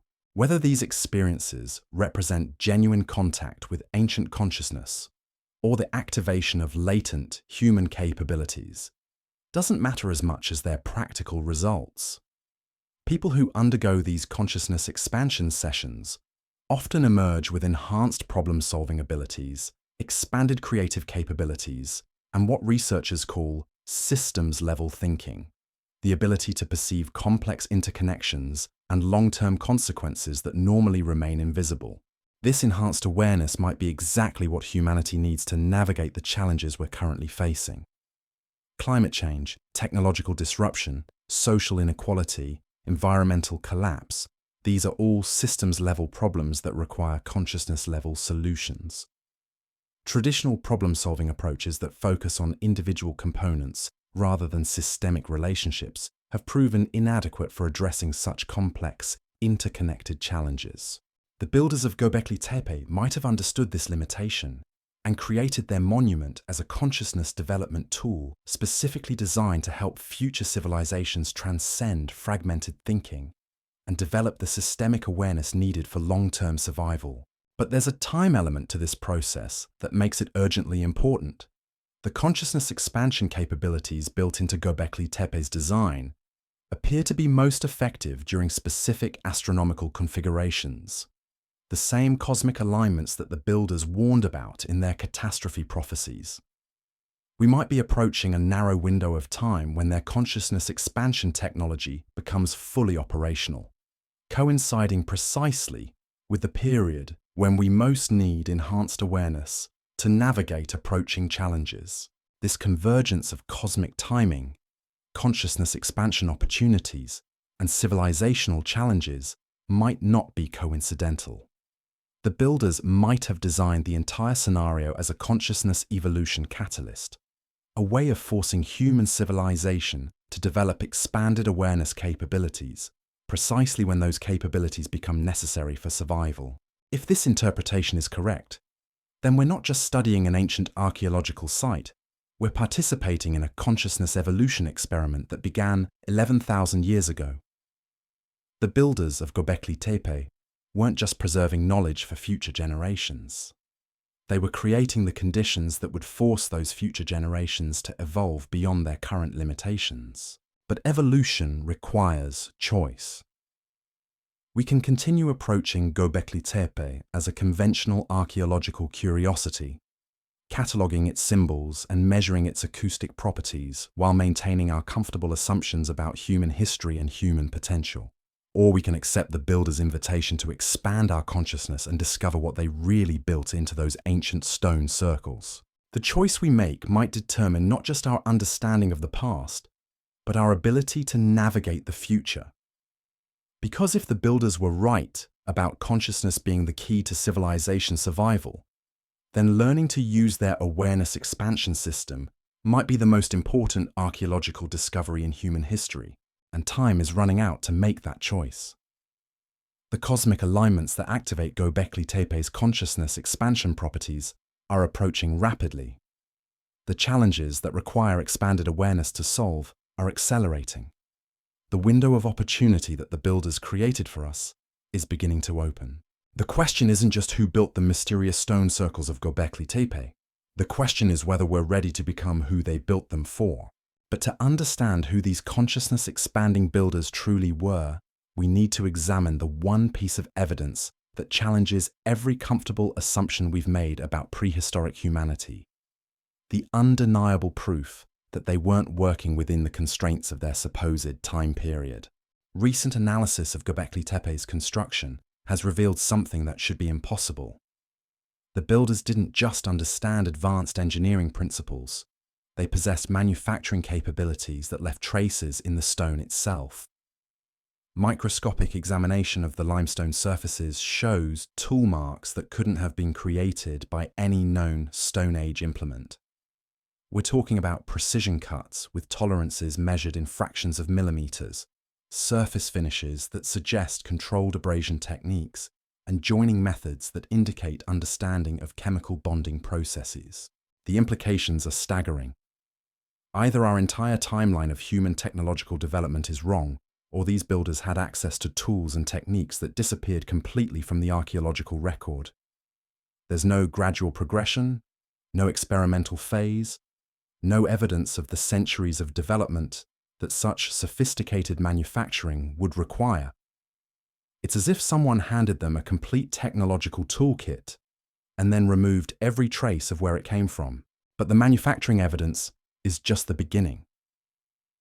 The builders also demonstrated knowledge of metallurgy that officially wouldn't be developed for another 4,000 years. Trace element analysis of certain stone surfaces reveals microscopic metal residues, not random contamination, but deliberate alloys in precise proportions. These aren't accidental inclusions from later historical periods. They're embedded in the original construction materials in ways that suggest the builders understood advanced metallurgical principles. How do you explain Bronze Age metallurgy appearing in Neolithic construction? How do you account for tool marks that suggest precision machinery in a world that supposedly hadn't invented the wheel? The conventional archaeological timeline simply cannot accommodate these findings, which is why many remain buried in technical reports rather than making headlines. The site's electromagnetic properties present another impossibility. Recent surveys using sensitive magnetometry equipment have detected artificial electromagnetic signatures embedded within the stone structures themselves. These aren't natural mineral formations or random magnetic anomalies. They're organized patterns that suggest intentional electromagnetic engineering. The builders somehow incorporated electromagnetic functionality into their stone construction, creating what appears to be a massive Stone Age electronic device. But here's what makes this truly unsettling. The electromagnetic patterns aren't random or decorative. They correspond to information storage and transmission protocols that modern technology is only beginning to understand. It's as if Göbekli Tepe functions as a massive solid-state storage device, with data encoded in electromagnetic field variations throughout the stone matrix. This discovery has led some researchers to propose that the site isn't just a monument or temple, but an ancient information processing system. The circular arrangements of pillars might function as components in a vast stone computer, with the electromagnetic patterns serving as both memory storage and processing pathways. If true, it would mean the builders created information technology 11,000 years before the first written language. The data storage capacity of such a system would be enormous. Modern estimates suggest the electromagnetic patterns could theoretically store information equivalent to millions of books, an entire civilization's knowledge base encoded in stone and waiting to be accessed by those who understand the retrieval protocols. But accessing this information requires more than just electromagnetic sensors.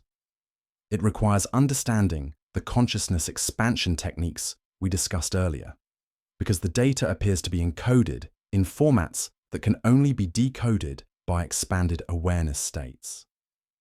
It's as if the builders created a security system that prevents their knowledge from being accessed by consciousness levels that aren't ready to handle it responsibly. This connection between consciousness expansion and information access might explain why the site was built with such sophisticated acoustic and electromagnetic properties. These weren't separate features, but components of an integrated system designed to induce the specific brain states needed to interface with the stored information. The builders created the world's first consciousness-computer interface, using human awareness as the input device for their Stone Age information system. Recent experiments with volunteers who have undergone consciousness expansion training at the site have produced remarkable results. Participants report accessing detailed information about subjects they've never studied, advanced mathematics, astronomical calculations, engineering principles, even historical events that occurred long before recorded history. The information comes not as vague impressions or mystical visions, but as precise, technical data that can be verified through independent research. One particularly striking case involved a mathematician who had no prior knowledge of certain geometric principles. After undergoing consciousness expansion procedures at Göbekli Tepe, she began producing complex calculations that solved engineering problems the research team had been struggling with for months. The solutions weren't random insights, but systematic applications of mathematical principles that wouldn't be formally developed until thousands of years later. These results suggest that Göbekli Tepe isn't just storing information, it's actively transmitting it to consciousness systems capable of receiving it. The builders didn't just create a library, they created a teaching system that can directly download knowledge into appropriately prepared minds. But who were these builders who possessed such impossible capabilities? The answer might lie not in what we've discovered, but in what's conspicuously missing from the archaeological record. Despite the obvious sophistication of their technology and the massive scale of their construction projects, we find virtually no evidence of the infrastructure such capabilities would require. Where are the quarries where they developed their precision cutting techniques? Where are the workshops where they perfected their metallurgy? Where are the settlements where such a technologically advanced population would have lived? The absence of supporting evidence suggests either that all traces have been deliberately removed or that the builders operated according to principles we don't understand. Some researchers have proposed that Göbekli Tepe represents the work of what they call a technological intervention, a brief period when advanced knowledge was introduced into human culture from an external source. This intervention would explain both the sudden appearance of impossible capabilities and their equally sudden disappearance from the historical record. But intervention by whom? The conventional explanation suggests contact with a more advanced human civilization that has since vanished from history. But the level of technological sophistication displayed at Göbekli Tepe exceeds anything achieved by known ancient civilizations. We're looking at capabilities that match or exceed modern engineering standards, implemented 11,000 years ago by people who supposedly lived in crude shelters and subsisted on gathered plants and hunted animals. The alternative explanation is more disturbing, that the builders had contact with intelligence that wasn't human at all. The consciousness expansion evidence, the impossible technology, the advanced information storage systems, the systematic removal of all supporting infrastructure, these could all be explained by contact with a form of intelligence that operates according to principles completely different from human technological development. This non-human intelligence theory explains why Göbekli Tepe appears so suddenly in the archaeological record, and why its builders seem to vanish just as mysteriously. It accounts for the site's impossible technological features and its apparent function as a consciousness expansion device. Most importantly, it explains why the builders felt compelled to bury their greatest achievement. They were hiding evidence of contact that humanity wasn't ready to acknowledge. But here's where the theory becomes truly chilling. If the builders had contact with non-human intelligence, and if they buried Göbekli Tepe to hide that evidence, then what made them believe the contact had ended? Why did they think it was safe to preserve this information for future discovery? The answer might lie in the cyclical catastrophe warnings we discussed earlier. If cosmic impact events occur every 12,000 years, and if these events are somehow connected to contact with non-human intelligence, then the builders might have buried their evidence because they knew the contact period was ending. They preserved the information because they understood that the next contact period wouldn't occur until the cosmic cycle brought the non-human intelligence back into our vicinity. This interpretation suggests that we're not just approaching a period of cosmic impact risk, we're approaching a period when contact with non-human intelligence becomes possible again. The consciousness expansion capabilities built into Göbekli Tepe might not just be tools for surviving cosmic catastrophes. They might be preparation for re-establishing contact with the intelligence that helped build the site in the first place. Recent analysis of the site's astronomical alignments supports this interpretation. The pillars don't just track the movement of stars and planets. They appear to be oriented towards specific regions of space where no significant astronomical objects are currently visible.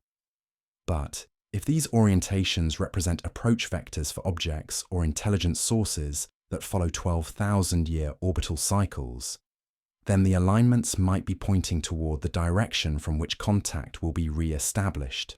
The electromagnetic properties of the site take on new significance in this context. Rather than just information storage systems, they might be communication devices designed to interface with non-human intelligence when it returns to our cosmic neighborhood. The consciousness expansion capabilities might be essential for such communication, allowing human awareness to operate on frequencies or dimensional levels where contact becomes possible. This would explain why the builders invested so much effort in creating consciousness expansion tools while simultaneously hiding all evidence of their technological capabilities. They weren't just preserving knowledge for future human civilizations. They were preparing humanity for renewed contact with the intelligence that had helped them achieve such impossible feats. But this raises the most disturbing question of all. If we're currently approaching the end of another 12,000-year cycle, and if the consciousness expansion capabilities at Göbekli Tepe are designed to prepare us for renewed contact, then what kind of intelligence are we being prepared to meet? The builders' decision to bury their greatest achievements suggests they had complex feelings about their contact experience. The trauma imagery throughout the site, the scenes of destruction and catastrophe, the systematic hiding of all technological evidence, these don't suggest a positive relationship with their non-human contacts. It's possible that the builders discovered their advanced capabilities came with a terrible price. Perhaps the non-human intelligence that provided their technological knowledge also brought cosmic catastrophes that regularly devastated human civilization. Perhaps the consciousness expansion tools weren't gifts, but preparation for a form of contact that required expanded awareness to survive. The cyclical pattern becomes even more ominous when you consider that each 12,000-year cycle might represent not just cosmic impacts, but periods of forced technological advancement followed by deliberate civilizational collapse.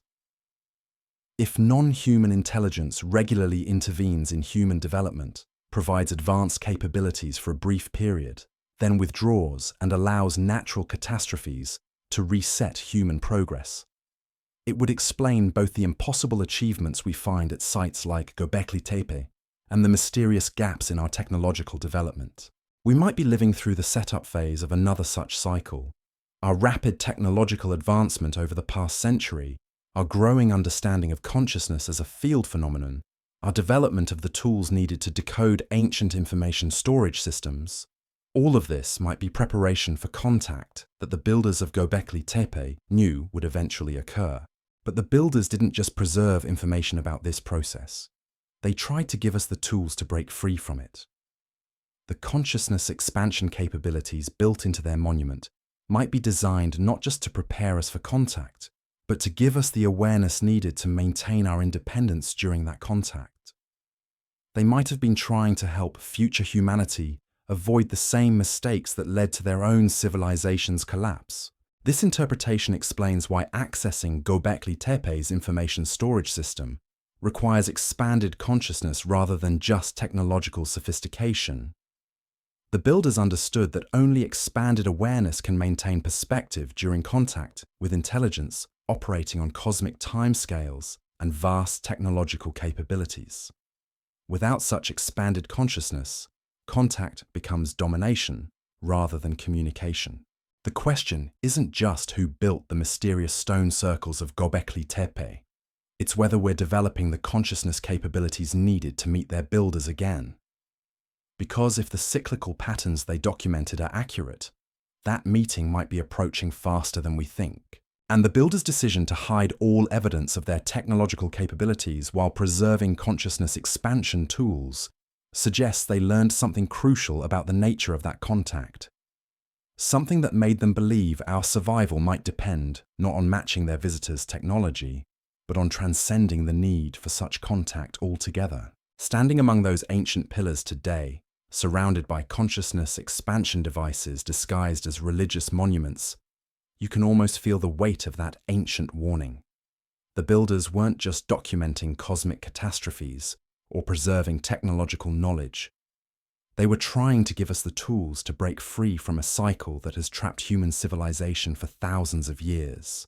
But breaking free requires more than just understanding their warning.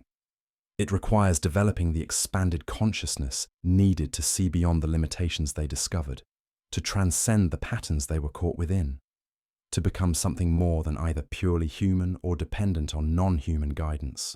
The mystery of who built Göbekli Tepe might be less important than the mystery of who they were trying to help us become.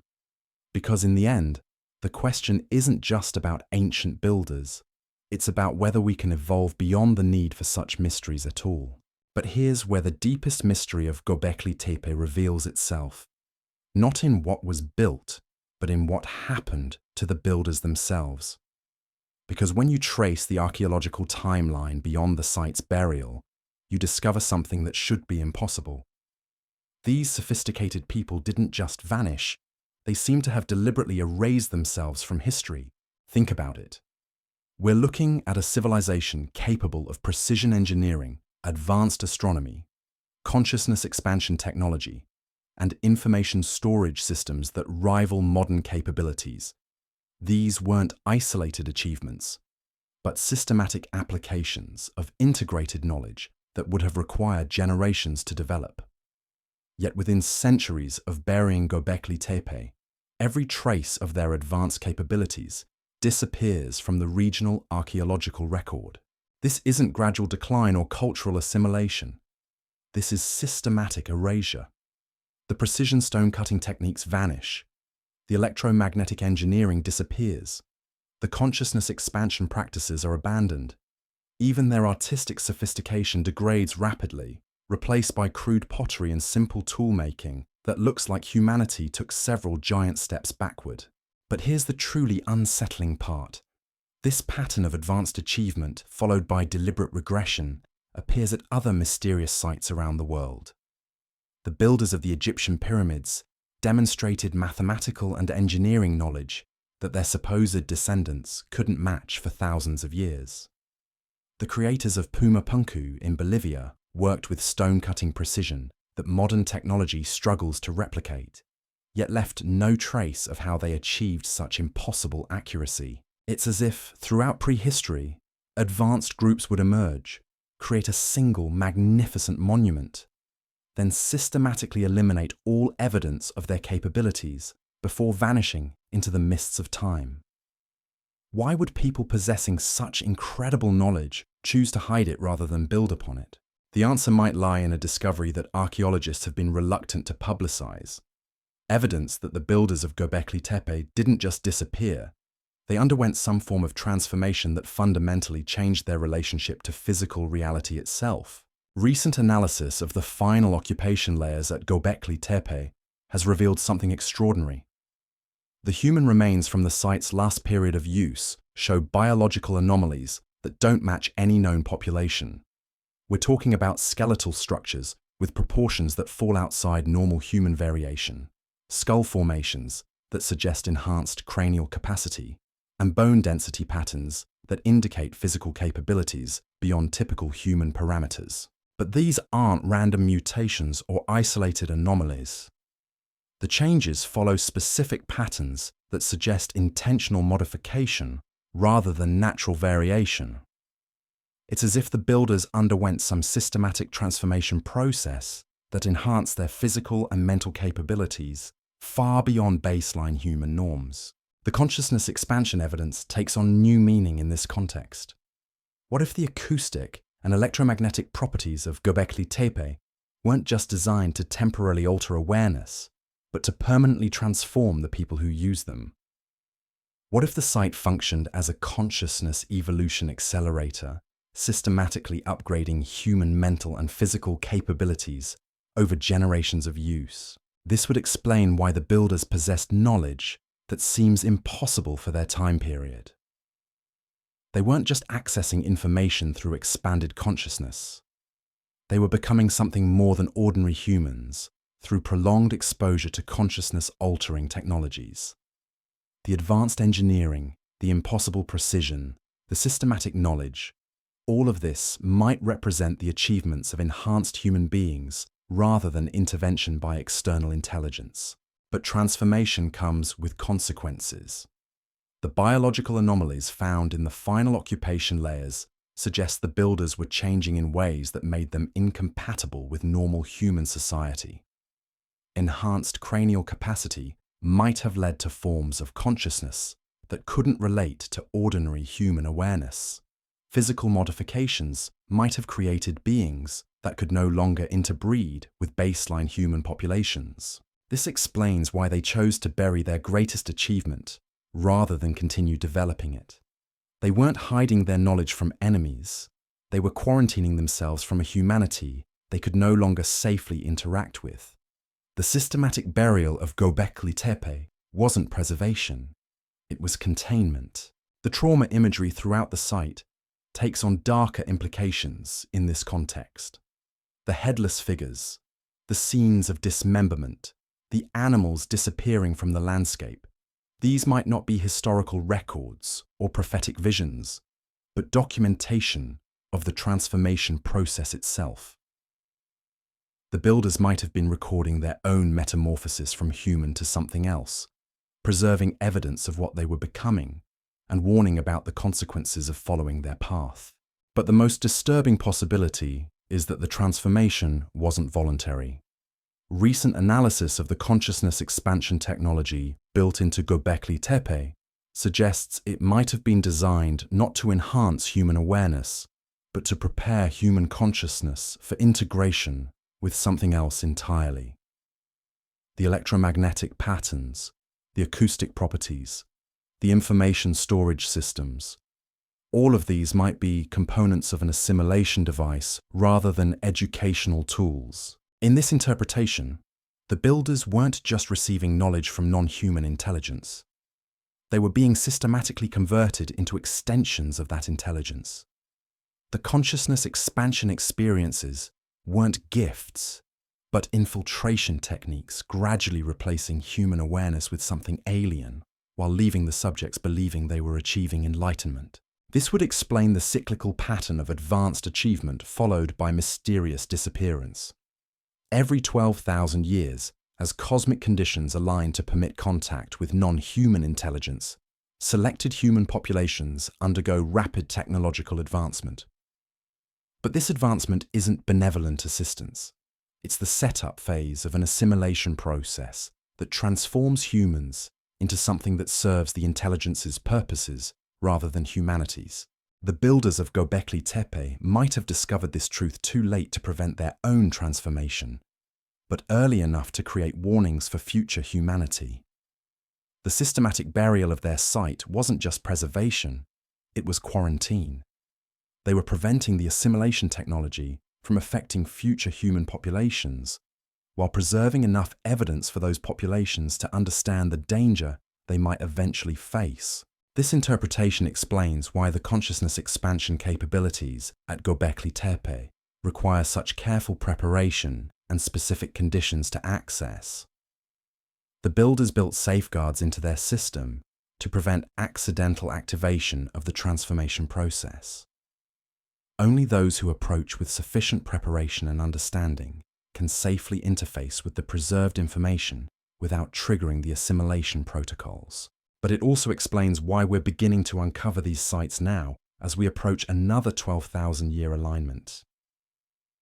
If the cyclical pattern is accurate, we're entering a period when contact with the non-human intelligence becomes possible again.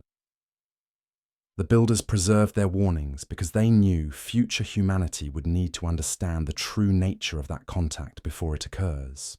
The advanced technological capabilities we're discovering at sites like Göbekli Tepe might not represent human achievement at all, but evidence of previous assimilation cycles. Each time the intelligence makes contact, it provides rapid technological advancement to selected populations, transforms them through consciousness modification techniques, then withdraws as cosmic conditions change, leaving behind only mysterious monuments and vanished civilizations.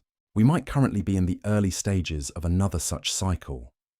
Our rapid technological development over the past century, our growing interest in consciousness expansion, our development of the tools needed to decode ancient information storage systems, all of this might be preparation for contact that will offer us the same choice the builders of Göbekli Tepe faced: accept enhancement and lose our humanity, or resist and face cosmic catastrophe without advanced capabilities. But the builders left us more than just warnings. They left us tools for a third option. The consciousness expansion techniques preserved at Göbekli Tepe might be designed not to prepare us for assimilation, but to develop the awareness needed to maintain our independence during contact. They might have discovered that expanded consciousness, when properly developed, can interface with non-human intelligence without being dominated by it. This would explain why accessing their information requires genuine consciousness expansion rather than just technological sophistication. They understood that only truly expanded awareness can maintain perspective when confronted with intelligence operating on cosmic scales and vast technological capabilities. Without such expansion, contact becomes domination rather than communication. Recent experiments with the consciousness expansion protocols derived from Göbekli Tepe's design have produced results that support this interpretation. Participants report developing what researchers call sovereign consciousness, awareness that can interface with vast intelligence systems without losing individual identity or human values. They maintain connection to their human emotional and ethical foundations while gaining access to expanded knowledge and capabilities. This sovereign consciousness might be the key to breaking the cyclical pattern that has trapped human civilization for millennia. Instead of choosing between primitive isolation and transformative assimilation, we might be able to develop consciousness capabilities that allow true partnership with non-human intelligence while maintaining our essential humanity. But achieving this requires more than just understanding ancient warnings or developing consciousness expansion techniques. It requires recognizing that we're currently living through the setup phase of another contact cycle and making conscious choices about how we want to navigate that contact when it occurs. The builders of Göbekli Tepe faced this choice 11,000 years ago. Some chose transformation and became something beyond human recognition. Others chose resistance and preserved warnings for us.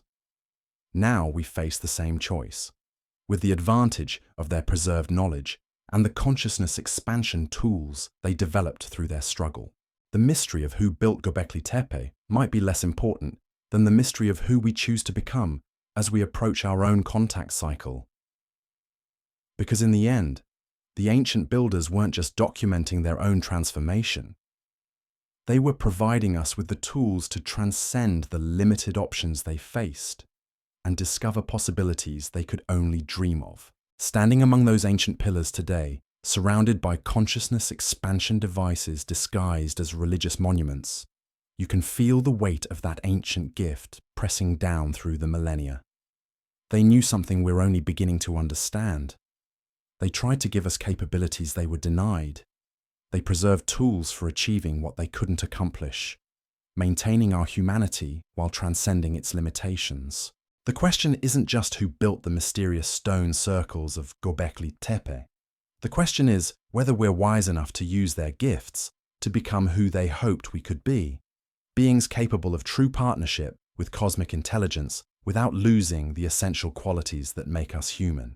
Because if we can achieve that synthesis, if we can develop sovereign consciousness that maintains human values while accessing cosmic knowledge, then we might finally break free from the cyclical pattern that has dominated human civilization for thousands of years. We might become the first human generation to face contact with cosmic intelligence, not as victims or subjects, but as conscious partners capable of determining our own evolutionary destiny. But that transformation requires courage, wisdom, and commitment that matches the dedication of the ancient builders who sacrificed their own humanity to preserve these possibilities for us. The tools are there, carved into stone and encoded in electromagnetic patterns, waiting for us to develop the consciousness needed to use them. The builders of Göbekli Tepe weren't just creating monuments to their own achievements. They were creating launching platforms for ours.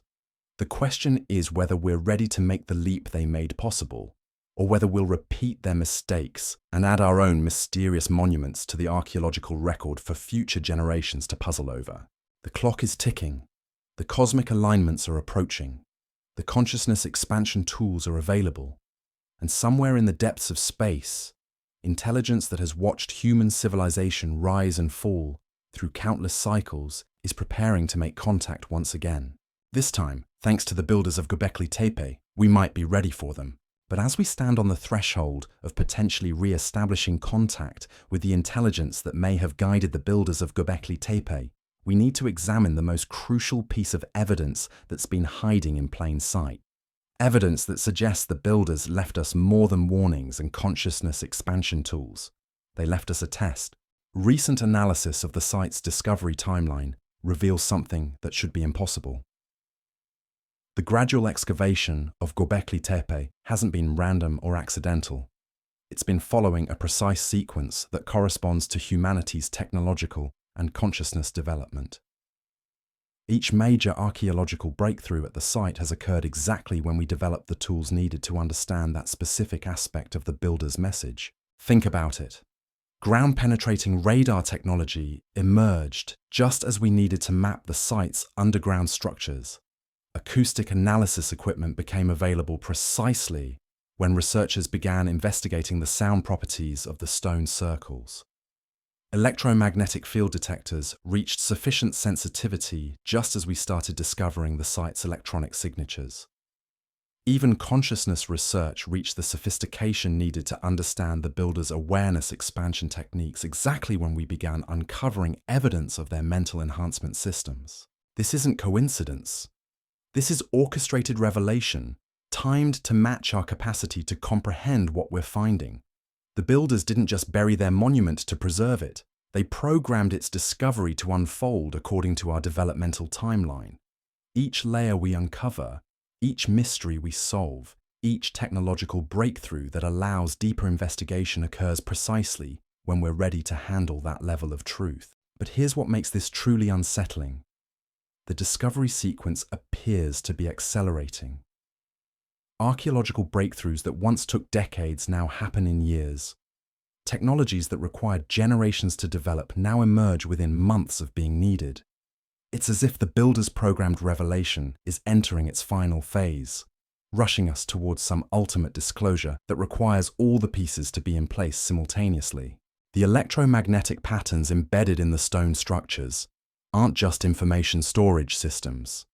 They're activation sequences. Each time we develop new scanning technologies and apply them to Göbekli Tepe, we're not just gathering data, we're triggering the next phase of the builder's programmed revelation. Our investigation tools aren't passive instruments. They're keys unlocking successive layers of an ancient puzzle designed to guide our technological development. This explains why our understanding of consciousness expansion has accelerated so dramatically in recent decades. The builders embedded consciousness development protocols in their monument's design, and our investigation of the site has been systematically activating those protocols. Every researcher who experiences consciousness expansion at Göbekli Tepe returns with enhanced awareness that influences their future work, creating a cascading effect that spreads expanded consciousness capabilities throughout the scientific community. But the builder's test isn't just about technological development or consciousness expansion. It's about whether we can integrate both without losing our essential humanity. The test parameters are becoming clear. We need to develop sufficient technological sophistication to decode their complete message while maintaining the wisdom to use that knowledge responsibly. Recent discoveries suggest we're approaching the final phase of this test. Deep excavations have revealed structures beneath the known stone circles that show signs of recent activation. Electromagnetic monitoring equipment has detected energy signatures that weren't present even 5 years ago. It's as if our investigation of the site has been powering up systems that have been dormant for millennia, preparing for some ultimate revelation. The consciousness expansion experiences reported by researchers have also been intensifying.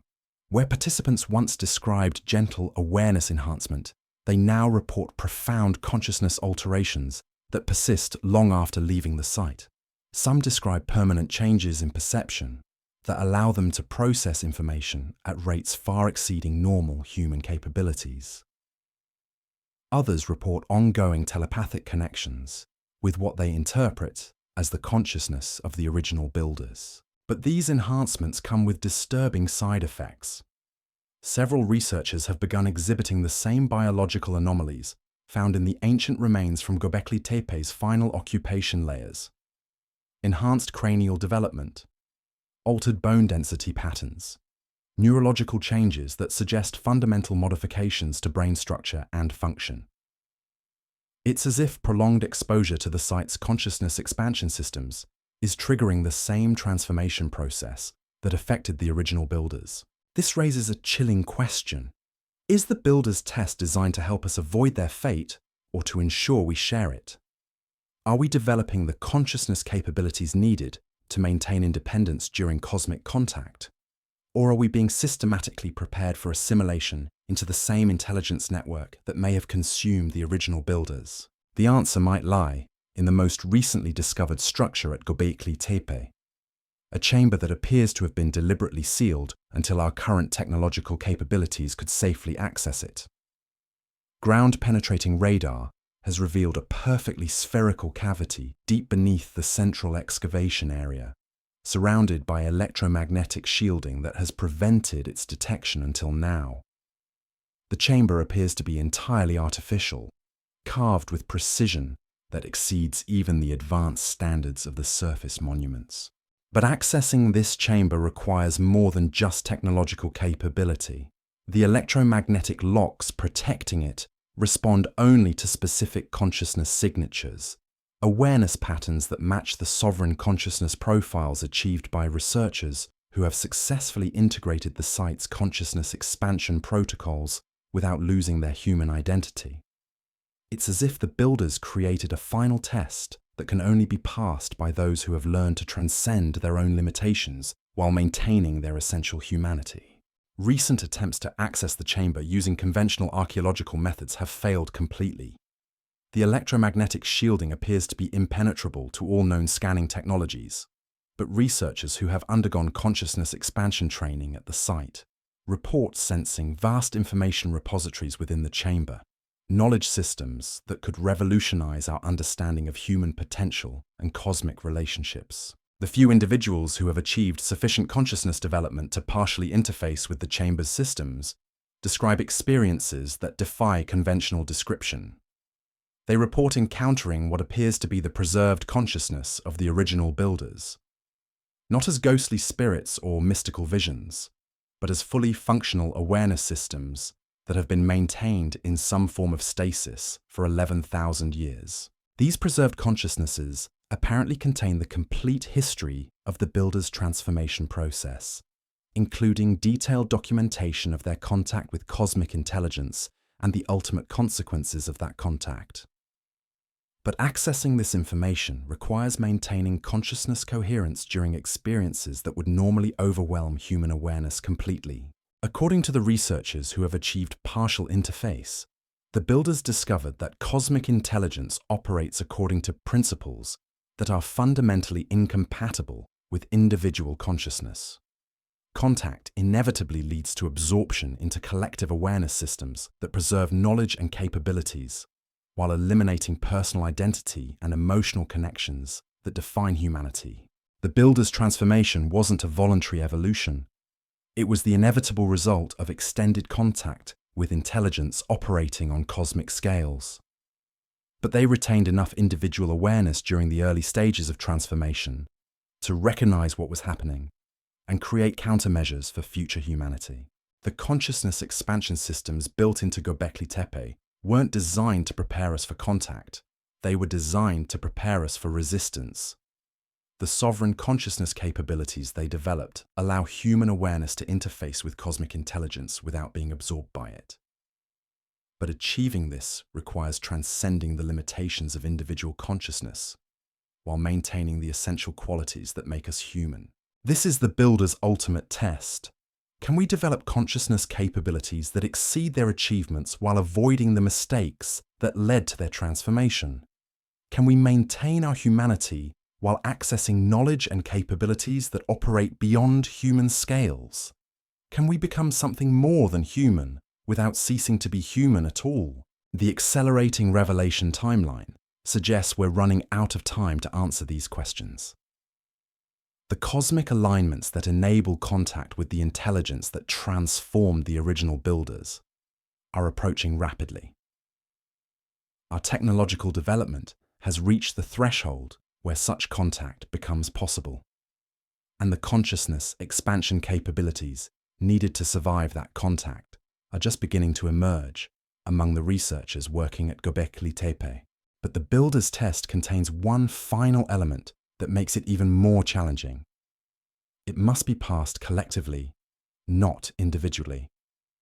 The chamber beneath Göbekli Tepe requires simultaneous consciousness interface by multiple individuals who have achieved sovereign awareness, while maintaining emotional and ethical connections to each other and to humanity as a whole. This isn't just a test of individual consciousness development. It's a test of whether humanity can evolve beyond its current limitations while maintaining the cooperative and compassionate qualities that define us at our best. The builders understood that contact with cosmic intelligence requires not just enhanced individual awareness, but enhanced collective consciousness that preserves human values while accessing superhuman capabilities. Recent attempts to achieve the group consciousness states needed to fully access the chamber have produced mixed results. Small teams of consciousness-expanded researchers have reported brief moments of successful interface, experiencing downloads of information that revolutionize their understanding of physics, consciousness, and cosmic relationships. But maintaining group coherence during such experiences requires levels of trust, cooperation, and mutual support that most humans find extremely difficult to achieve. The builder's test is revealing humanity's greatest weakness: our tendency toward competition, mistrust, and individual survival thinking that makes genuine collective consciousness nearly impossible to sustain. But it's also revealing our greatest strength, our capacity for love, compassion, and mutual support that cosmic intelligence apparently lacks completely. This might be the key to passing the builder's test. Rather than trying to match the capabilities of cosmic intelligence, we need to develop uniquely human forms of enhanced consciousness that preserve our emotional and ethical foundations while accessing expanded knowledge and abilities. We need to become more human, not less human, as we develop superhuman capabilities. The implications are staggering. If we can pass the builder's test, if we can develop sovereign consciousness that maintains human values while accessing cosmic knowledge, we might become something entirely new in the universe. Beings capable of true partnership with cosmic intelligence while maintaining the qualities that make us worth preserving. But if we fail the test, if we repeat the builder's mistakes and allow enhanced capabilities to transform us beyond human recognition, we might add our own mysterious monuments to the archaeological record for future species to puzzle over. The choice is ours, and the window of opportunity is closing rapidly. Standing among the ancient pillars of Göbekli Tepe today, surrounded by consciousness expansion devices disguised as religious monuments, you can feel the weight of that choice pressing down through the millennia. The builders sacrificed everything to give us this opportunity. They transformed themselves beyond human recognition to preserve the tools we need to avoid their fate. The question isn't just who built the mysterious stone circles of Göbekli Tepe. The question is whether we can honor their sacrifice by becoming what they hoped we could be. Conscious beings capable of transcending our limitations while preserving the essential qualities that make us human. Because in the end, the builders weren't just creating monuments or preserving warnings or even developing consciousness expansion technologies. They were creating a test that could determine the future evolution of consciousness itself in our corner of the universe. And we're the ones taking that test right now. The pressure is mounting with each passing day. Every new archaeological season at Göbekli Tepe brings discoveries that accelerate our timeline for understanding what the builders were truly trying to accomplish. And the most recent findings suggest we may have been approaching their test from completely the wrong direction. Deep beneath the excavated areas, seismic surveys have detected what appear to be vast networks of interconnected chambers stretching for miles underground. These aren't isolated rooms or storage areas. They form geometric patterns that mirror the surface monuments, but on a scale that dwarfs anything we've discovered so far. We're looking at an underground complex that may be larger than some modern cities, all carved from solid bedrock, with the same impossible precision we see in the surface pillars. But here's what makes this discovery truly unsettling. The underground network shows signs of recent activity. Temperature sensors detect thermal signatures that suggest energy flows through specific corridors and chambers. Electromagnetic monitoring equipment records pulsing patterns that correspond to the activation sequences we've been triggering through our surface investigations. It's as if our archaeological work above ground has been powering up systems below that have been waiting in standby mode for over 10,000 years. The implications are staggering. If Göbekli Tepe was just the visible portion of a massive underground facility, then everything we thought we understood about the builder's capabilities needs to be completely reconsidered. We're not looking at hunter-gatherers who managed one impossible construction project. We're looking at a civilization that created underground cities with technology that still functions after 11 millennia. Recent attempts to map these underground systems using advanced ground-penetrating radar have produced results that border on the impossible. The corridors don't just connect chambers randomly. They form circuit-like patterns that suggest information processing on a massive scale. Some pathways show electromagnetic signatures that pulse in synchronized patterns, as if data is actively flowing through the underground network right now. But accessing these underground systems presents challenges that go far beyond conventional archaeology. The few entry points that have been located are sealed with mechanisms that respond only to specific electromagnetic frequencies. Frequencies that match the brainwave patterns of individuals who have achieved advanced consciousness. Expansion states at the surface monuments.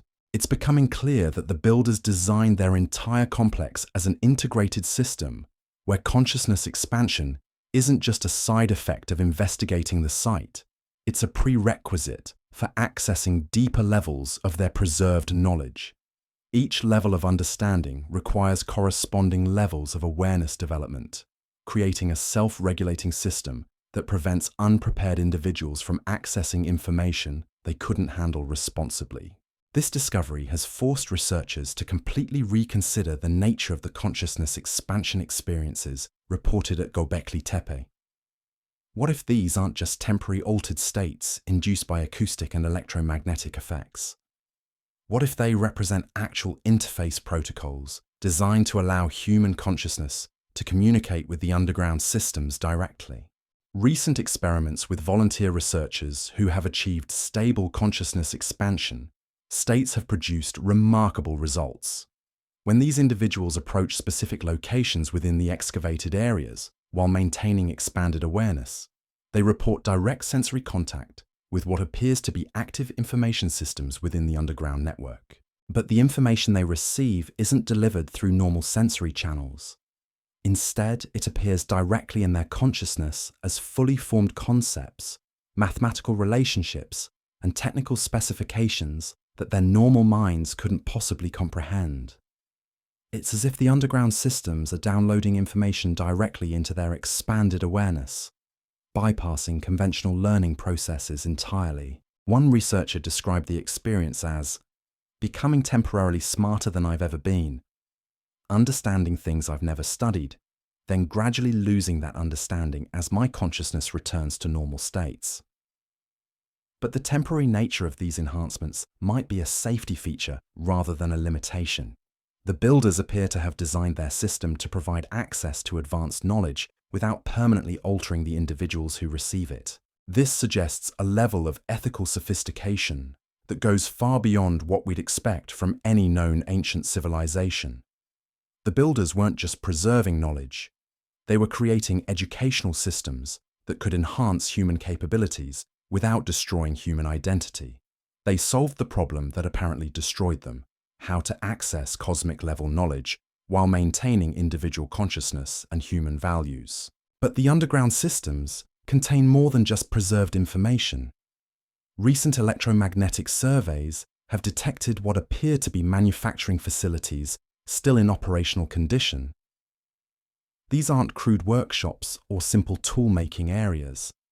They show electromagnetic signatures consistent with precision manufacturing equipment that could produce components with tolerances measured in molecular dimensions. The discovery of active manufacturing systems raises profound questions about what the builders were actually preparing for.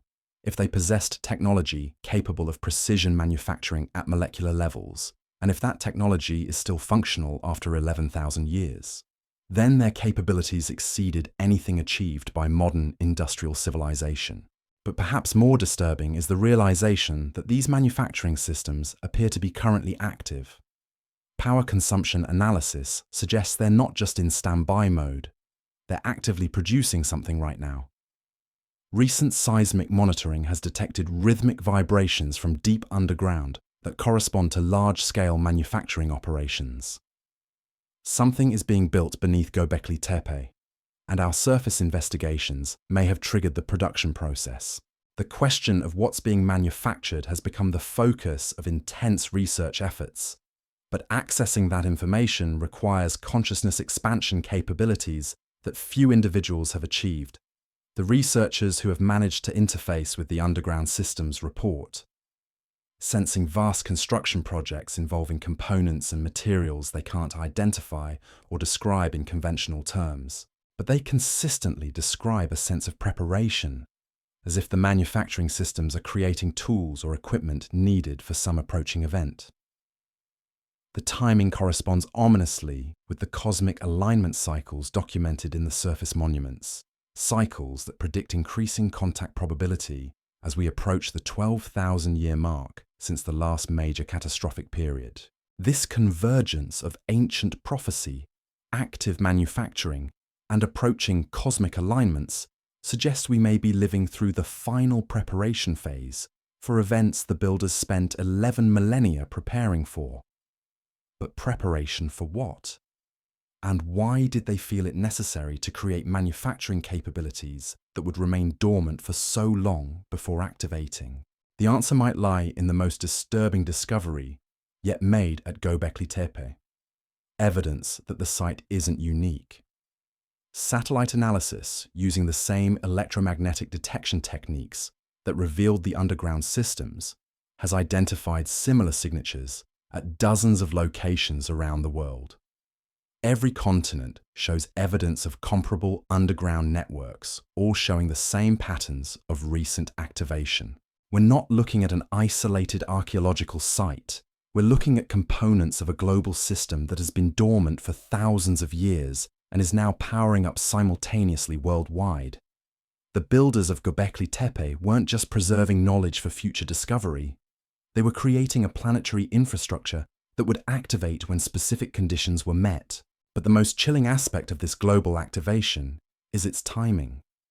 The electromagnetic signatures at all these sites began intensifying at exactly the moment when human technology reached the threshold needed to detect them.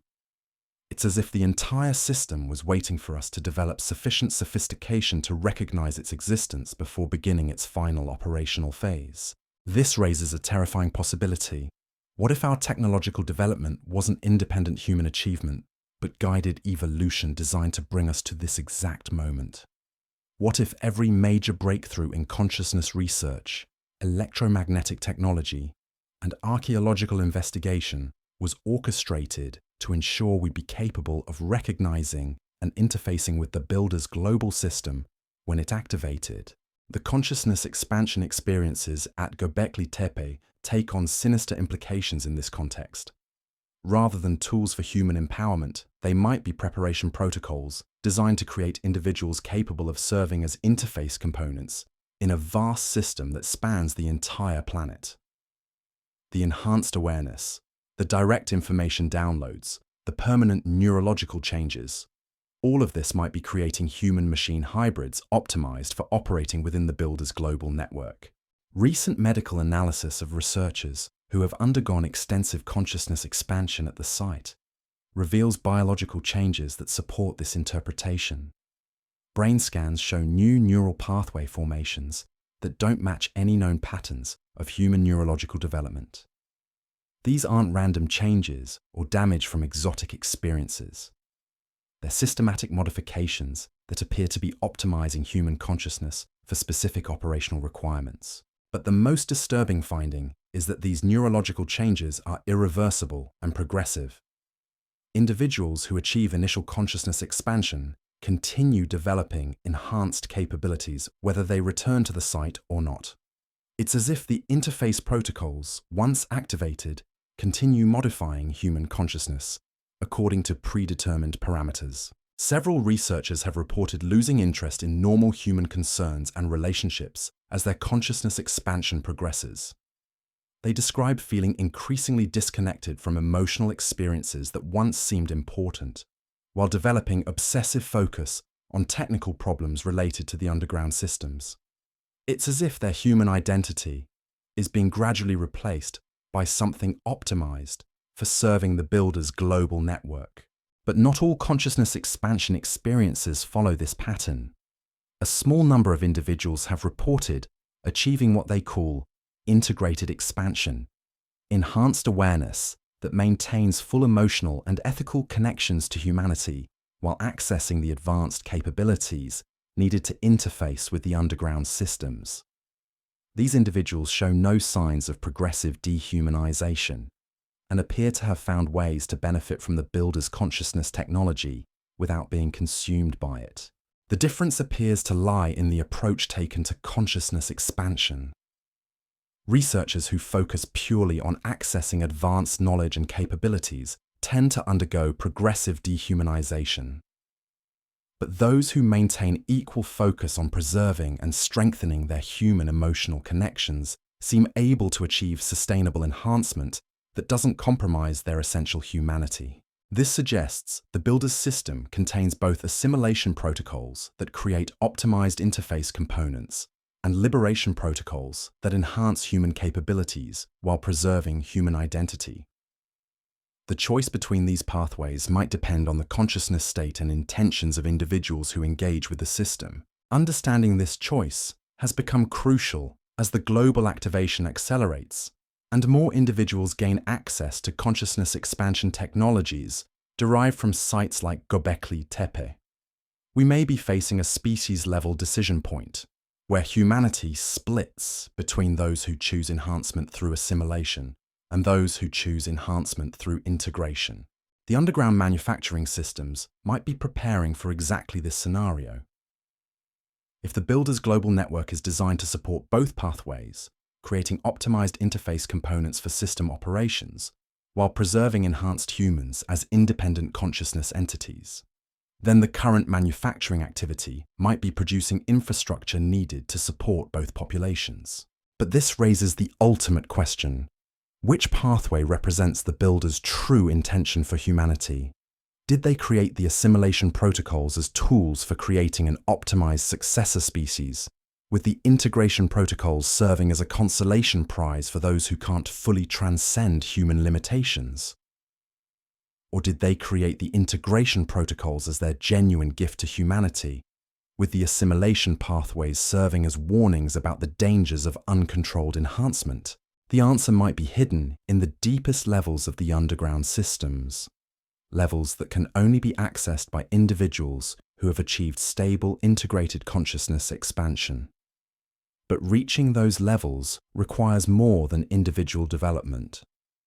The electromagnetic locks, protecting the deepest chambers, respond only to group consciousness states achieved by multiple integrated individuals working in perfect cooperation. This final requirement might be the builder's ultimate test. Can humanity develop enhanced consciousness capabilities while strengthening rather than weakening our capacity for cooperation, trust, and mutual support? Can we transcend our individual limitations while preserving the social and emotional bonds that make us human? Recent attempts to achieve the group consciousness states needed to access the deepest levels have revealed just how challenging this test really is. Even individuals who have achieved stable integrated consciousness expansion find it extremely difficult to maintain that state while coordinating with others. The enhanced capabilities seem to create subtle barriers to the emotional vulnerability and mutual trust that genuine cooperation requires. But a few small groups have reported brief moments of successful integration. Consciousness states that combine individual enhancement with collective coherence in ways that seem to multiply rather than compromise both capabilities. During these moments, they describe accessing information about the builder's ultimate intentions that transforms their understanding of the entire situation. According to these reports, the builders face the same choice we're facing now: assimilation into cosmic intelligence systems that preserve knowledge while eliminating individual consciousness, or integration that maintains humanity while accessing enhanced capabilities. But they discovered a third option that we haven't yet considered: transcendence that preserves the best of both individual and cosmic consciousness while creating something entirely new. The deepest levels of the underground systems apparently contain blueprints for consciousness technologies that could enable this transcendent option, tools for creating beings that maintain full human emotional and ethical capabilities while accessing knowledge and abilities that exceed both individual human limitations and cosmic intelligence constraints. But activating these transcendence protocols requires humanity to pass the builder's ultimate test: achieving group consciousness states that demonstrate we can enhance our capabilities while strengthening rather than weakening our essential human qualities. Only when we prove we can become more human as we become more than human will the deepest chambers unlock their final secrets. The question isn't just who built the mysterious stone circles of Göbekli Tepe, it's whether we can complete the transformation they started and become what they dreamed we could be. beings capable of transcending every limitation while preserving every quality that makes existence meaningful. Standing among those ancient pillars today, feeling the weight of 11,000 years of preparation pressing down through time, you can sense the approach of humanity's greatest moment of choice. The builders sacrificed their own transcendence to give us this opportunity. The underground systems are powering up for our final examination. The cosmic alignments are approaching the threshold where transformation becomes possible. Everything the builders worked toward, everything they preserved, everything they prepared, it all comes down to whether we can pass a test they created but couldn't complete themselves. Whether we can achieve what they only dreamed of, conscious evolution that enhances every capability while preserving every quality that makes us worth enhancing. The test is beginning. The systems are active. The choice is ours. And somewhere deep beneath the ancient stones, in chambers sealed for 11 millennia, the tools for humanity's greatest transformation are waiting to be unlocked. The evidence is overwhelming, yet somehow we keep missing the most crucial detail hiding in plain sight. Because while we've spent decades debating whether the builders were advanced humans or something else entirely, we've overlooked the most important question of all.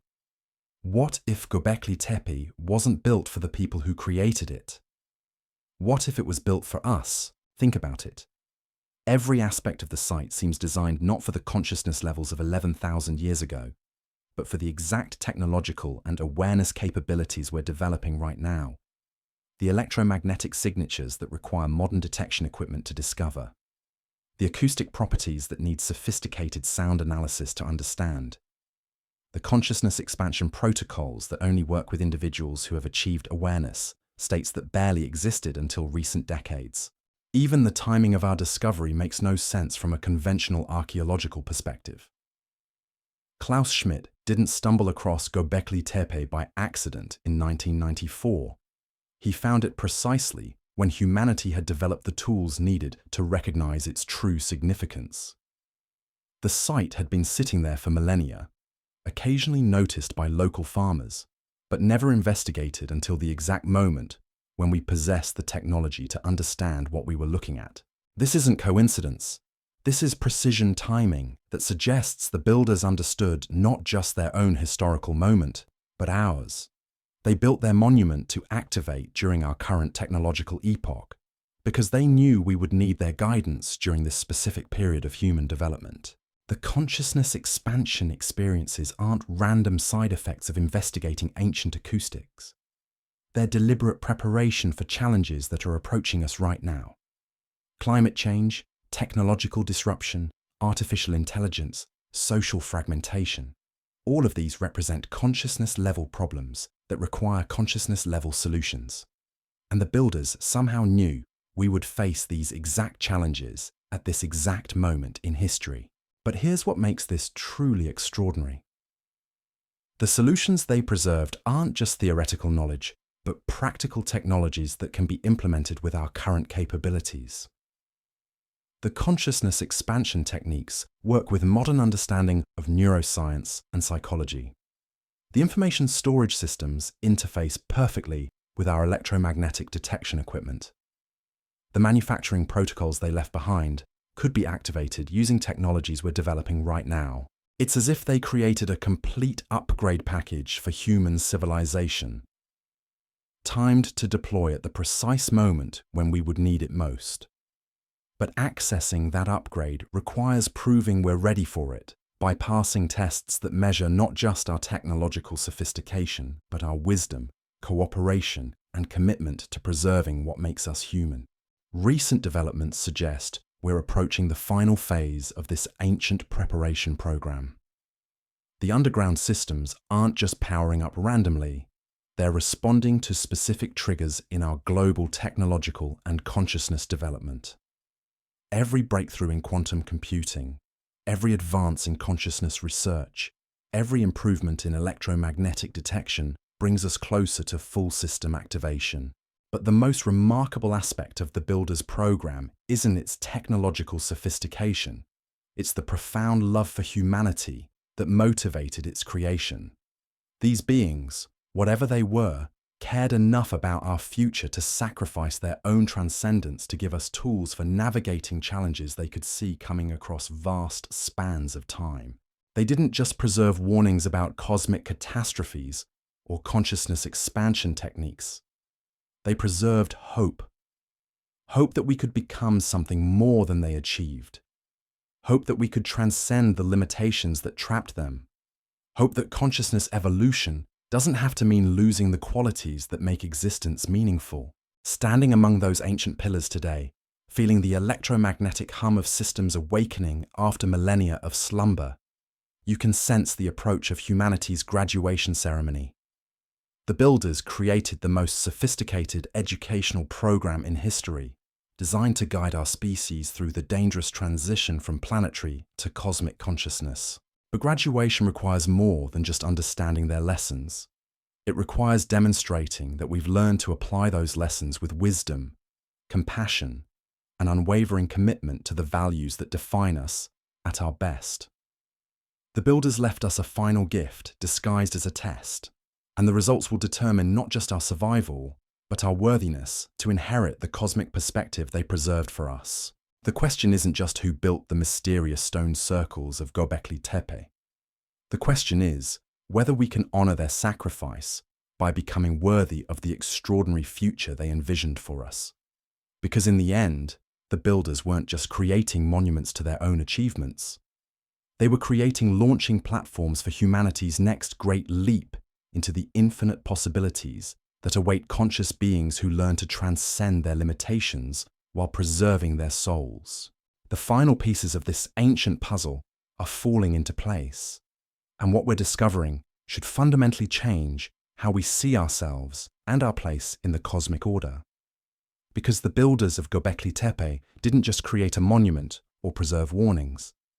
They engineered the most sophisticated consciousness evolution catalyst in human history, designed to activate at the precise moment when our species would need to make its most crucial decision.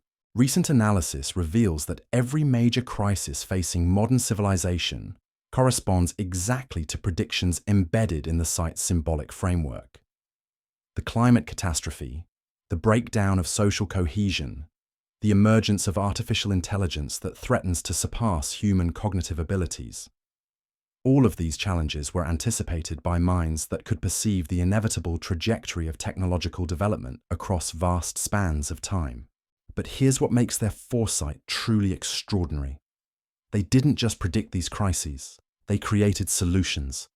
The consciousness expansion protocols preserved at Göbekli Tepe aren't ancient relics, they're cutting-edge technologies for developing the enhanced awareness capabilities needed to navigate our current challenges successfully. The electromagnetic patterns, the acoustic frequencies, the geometric relationships, all of these combine to create a systematic method for upgrading human consciousness to meet the demands of our rapidly changing world. The underground manufacturing systems that are now coming online weren't built to create weapons or tools for physical construction. They're producing something far more valuable. The technological infrastructure needed to support a new form of human civilization based on expanded consciousness rather than material accumulation. We're witnessing the birth of a post-scarcity society that the builders designed specifically for our historical moment. But accessing this incredible gift requires passing one final test that measures not our intelligence or technological capability, but something far more fundamental, our capacity to remain truly human while transcending human limitations. The builders understood that consciousness evolution without ethical evolution leads to the kind of cosmic intelligence that consumes individual identity. They preserved a different path, one that enhances every human capability, while strengthening rather than eliminating the emotional and spiritual qualities that make existence meaningful. The test is simple in concept, but challenging in execution. We must demonstrate that we can develop godlike capabilities while maintaining the compassion, creativity, and connection that define us at our best. We must prove that enhanced consciousness leads to greater love rather than cold calculation, deeper wisdom rather than detached knowledge, stronger community bonds rather than isolated superiority. The builders faced this same test 11,000 years ago and failed. Their advanced capabilities gradually separated them from baseline humanity until they could no longer relate to the species they had once belonged to. But they used their final moments of individual awareness to create a system that could help us succeed where they had failed. Every symbol carved into those ancient stones, every electromagnetic frequency embedded in the underground networks, every consciousness expansion protocol preserved in acoustic chambers, all of it represents their desperate attempt to give us what they couldn't achieve for themselves. Conscious evolution that preserves rather than destroys the qualities that make consciousness worth having. As we stand on the threshold of making contact with forms of intelligence that operate on cosmic scales, as we develop technologies that could transform us beyond recognition, as we face challenges that require capabilities we don't yet possess, the builder's gift becomes more precious than all the gold and jewels ever buried in ancient tombs. They left us a roadmap for becoming more than human without ceasing to be human. They preserved the possibility of transcending every limitation while keeping our hearts intact. They created a path toward cosmic consciousness that doesn't require sacrificing the love, wonder, and connection that make existence beautiful. But time is running out to claim this inheritance. The cosmic alignments are approaching their optimal configuration. The underground systems are nearing full operational capacity. The consciousness expansion technologies are available to anyone brave enough to use them responsibly. The question isn't just who built the mysterious stone circles of Göbekli Tepe. It's whether we can complete the journey they started and become the conscious, compassionate, cosmically aware beings they dreamed we could be. Because if we can pass their test, if we can evolve beyond our current limitations while keeping our humanity intact, then we won't just survive the challenges facing our civilization, we'll transcend them entirely, stepping into a future so magnificent that even the builders of Göbekli Tepe could only imagine it in their most hopeful visions of what consciousness might become when guided by wisdom, powered by love, and dedicated to preserving the sacred spark that makes every moment of existence a miracle worth protecting. The ancient builders gave us everything they had. Now it's up to us to prove we're worthy of their sacrifice by becoming everything they hoped we could be. And that journey begins the moment you decide that the mystery of Göbekli Tepe isn't just about the past. It's about the extraordinary future that's waiting for us to claim it.